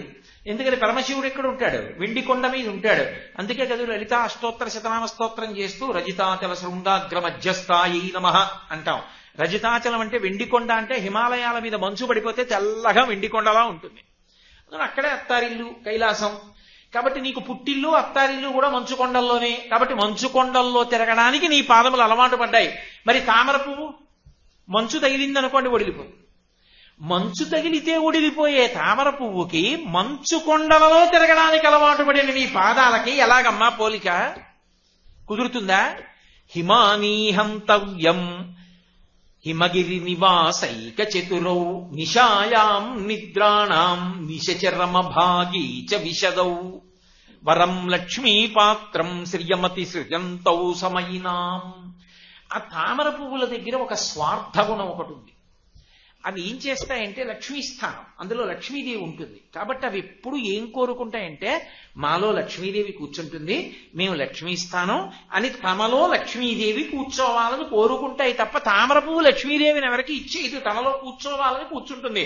వరం లక్ష్మీ పాత్రం. కానీ అమ్మా నీ పాదాలు ఏం చేస్తాయి? లక్ష్మినిస్తాయి అందరికీ. నీ పాదాలకు నమస్కారం చేస్తే, నీ పాదాల మీద ఇంత పసుపు వేస్తే, ఇంత కుంకం వేస్తే, ఒక్క నమస్కారం చేస్తే అవతల వాడికి లక్ష్మీ కటాక్షం వస్తుంది. నీ పాదములు గొప్పవా తామర పువ్వు గొప్పదా? హిమాలయాల తాకిడికి తట్టుకోగలదా? లక్ష్మీదేవిని ఇవ్వగలదా? రెండూ చేయలేదు తామర పువ్వు. కానీ నీ పాదాలు హిమాలయ పర్వతాల మీద తిరుగుతాయి, అందరికీ ఐశ్వర్యాన్ని కటాక్షిస్తాయి. నీ పాదములే గొప్పవమ్మా, నిస్వార్థమైన పాదములు ఆ పాదములు. కాబట్టి తామర పువ్వు కన్నా గొప్పదేది అంటే అమ్మవారి పాదమే. అటువంటి తామర పువ్వుతో నీ పాదాన్ని ఎలా పోలుస్తానమ్మా? పైగా ఒక విశేషం ఉంది. అమ్మవారు రావడం అంటే దాని అర్థం ఏమిటి? అమ్మవారు పాదం పెట్టడం అనేనా? చాలా మంది ఓ మాట అంటుంటారు, అయ్యా మీరు ఒక్కసారి మీ పాదం మా ఇంట్లో పెట్టాలంటారు. నన్ను కాదు, పెద్దల్ని నేను అంటున్నది. పెద్దలైన వారిని అయ్యా మా ఇంట్లో పాదం పెట్టాలి మీరు ఒక్కసారి అంటారు. మా ఇంట్లో మీ పాదం పెట్టాలంటే దాని ఉద్దేశం ఏమిటి? ఓసారి అలా కాలిట్టి వెళ్ళిపోమ్మనే, అంటే మీరు రావాలని, మీరు మా ఇంటికి రండి అనడానికి మేము ఎంత ఆర్తితో కోరుకుంటున్నామంటే మీరు ఒక్కసారి మీ పాదం పెట్టాలంటే అలా వచ్చి కూర్చుని వెళ్ళిపోండి చాలు, మాకు సంతోషం, ఆయన మా ఇంటికి వచ్చారు అని మేము చెప్పుకు మురిసిపోతాం, రండి మా ఇంటికి అని అడగడానికి ఒక్కసారి పాదం పెట్టండి అంటారు. ఒక్కసారి పాదం పెట్టండి అంటే అలాగే వస్తానండి అంటారు అవతల వాళ్ళు. అబ్బో చాలా కార్యక్రమాలు ఒత్తిడండి, ఏమనుకోకండి ఇంకొకసారి చూద్దాం, రావడం కుదరదు ఈసారి అంటాడు. అంత ప్రేమగా పిలిచాడని తెలీదా? తెలుసు. కానీ రావడం కుదురుతుందా? కుదరదు. ఏదో ఊరెవరో ఒక ఆయన ఓ పని మీద వెళ్ళాడు అనుకోండి, 200 ఇళ్లవాళ్ళు అయ్యా ఒక్కసారి మా ఇంట్లో పాదం పెట్టండి అంటే వెళ్ళగలడా? వెళ్ళడు. కానీ అమ్మవారు మా ఇంట్లో పాదం పెట్టమ్మా అని మనం అడగాల? అడగక్కర్లేదు. మనసులో ఒక్కసారి పరవశంతో నమస్కరిస్తే చాలు, అక్కడి నుంచి ఇక్కడికి క్షణంలో పరిగెత్తుకొస్తుంది. క్షణం కూడా అక్కర్లేదు, ఆవిడ వెంటనే వచ్చి రక్షిస్తుంది. తామర పువ్వు వస్తుందా? తామర పువ్వుని తలుచుకున్న నమస్కారం పెడితే కొలంలోంచి ఎగిరొచ్చి మన దగ్గర కూర్చుంటుందా? ఆర్తత్రాణపరాయణి అయి తలుచుకున్న మాంత్రం చేత పరిగెత్తుకొచ్చేవి నీ పాదాలు. ఒకరింటికి రెండిళ్లకి కాదు, ఎన్ని కోట్ల ఇళ్లలోకో ఎన్ని కోట్ల హృదయాలలోకో వస్తాయి నీ పాదాలు. అవి వచ్చినంత మాత్రం చేత అవి ఇవ్వలేనివి లేవు. ఒక్క తామర పువ్వు వచ్చి ఏం చేస్తుందమ్మా? నీ పాదపద్మాలని పద్మాలకి నీ పాదాలకి పోలిక ఎలాగైనమ్మా కుదురుతుందా? ఒక్కనాటికి కుదరదు. అమ్మా నీ పాదములే లోకములో, అవి సర్వశరణ్యములు. అందరూ నీ పాదములకు శరణు కోరవలసిందే. అటువంటి అద్భుతమైన నీ పాదములకు నమస్కరించని వాడెవరున్నాడో వాడు దురదృష్టవంతుడు తప్ప అమ్మా అమ్మా అని పిలవగలిగితే చాలు, బిడ్డా ఉన్నానని వెంటనే పరిగెత్తుకొస్తావు. అటువంటి శ్రీపాదములు నీ పాదములు అని హిమానీహంతవ్యం హిమగిరి నివాసైక చతురౌ నిశాయాం నిద్రాణాం నిశచరమ భాగీ చ విశదౌ. తామర పువ్వులకున్న ఇంకో అవలక్షణం, చీకటి పడితే ముడుచుకుపోతాయి, సూర్యకిరణములు పడితే విచ్చుకుంటాయి, రాత్రి అయితే ముడుచుకుంటాయి. ఎందుకు ముడుచుకుంటాయి? చెప్పకుండా చెప్పడంలో శంకరాచార్యుల వారి గొప్పతనం. ఆయన ఓ పాకలో ఉంటున్నాడు, ఉక్కపోతగా ఉందే అని ఆ పాక తలుపులు తెరిచేసి ఆవిడ లోపల పడుకుంటుంది, పాకలో ఉన్నాయని నొలక మంచం వేసుకుని బయట పడుకుంటాడు. ఏముందని వస్తాడా ఇంటికి దొంగాడు? రాడు. బాగా తలుపులు వేసి లోపల కూడా ఓ ఇనప తలుపు వేసి ఇంటి చుట్టూ ఇనపకం చెట్టి 10 మంది నేను పడుకుంటాను నువ్వు తెలివిగా ఉండని 4 కుక్కలను వదిలి ఎవరు పడుకుంటాడు? తన ఇంట్లో చాలా ఉందని తనకే ఉండాలి, ఎవరికి ఇవ్వకూడదు అనుకున్నవాడేది అలా పెట్టుకుంటాడు. అమ్మా రాత్రి ఇలా మూసుకుని పొద్దున్నైతే విచ్చుకునేవి తామర పువ్వులంటే లక్ష్మీదేవి తమలోనే ఉండాలని దాచుకునే లక్షణం వాటిది.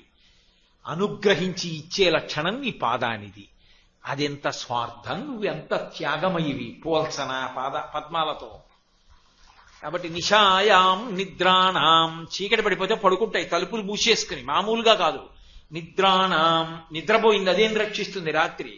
నిశచరమ భాగీచ, నిశ అంటే చీకటి, చీకటి యొక్క చివరి భాగంలో అంటే తెల్లవారకట్ట మళ్ళీ సూర్యకిరణాలు పడితే విషదౌ ఇచ్చుకుంటాయి. నువ్వు అలా రాత్రి నిద్రపోయానరా ఏమనుకోకు, నువ్వు పిలిస్తే నాకు వినపడలేదు అంటావా? ఏ క్షణంలో నిన్ను పిలిచినా సరే ఉన్నానని పరిగెత్తుకొస్తావు, వచ్చి రక్షిస్తావు. అటువంటి దానివి నువ్వు. రాత్రి నిద్రపోయి సూర్యోదయానికి మేల్కొనేది అది. తలుపులు మూసుకునే లక్షణం ఉన్నది దానికి, లోపల లక్ష్మిని దాచుకునే లక్షణం ఉన్నది దానికి. ఎప్పుడు ఎవడు పిలుస్తాడా ఇచ్చేద్దామని చూసేటటువంటి పాదములు నీవి.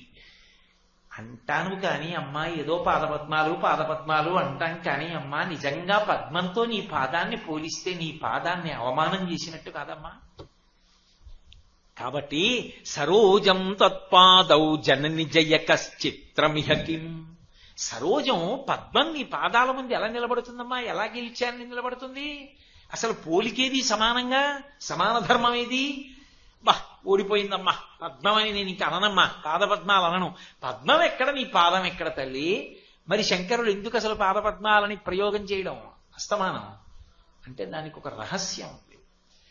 పద్మము ఎక్కడ ఉన్నదో అక్కడికి భృంగము వెడుతుంది. భృంగం అంటే తుమ్మెద. దానికి 6 కాళ్ళు ఉంటాయి, ఎందుకని షట్పది అని పిలుస్తారు సంస్కృతంలో. షట్పది అంటే 6 కాళ్ళు ఉన్నది భృంగము.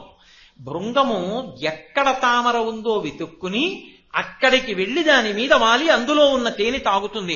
పద్మమంత గొప్పదని, పద్మంలో తేనె ఉందని పక్కన ఉన్న వాటికి కూడా తెలియదు. సరోవరంలో పద్మం పెరగడం మొదలెట్టి మొగ్గగా ఉన్నప్పుడు దాని పక్కన కప్ప, పీత, చాప ఇవన్నీ ఉంటాయి, కానీ వాటికి పద్మంలో తేనె ఉంటుందని తెలియదు. పక్కన అరణ్యంలో ఉన్నటువంటి భృంగానికి తెలుసు.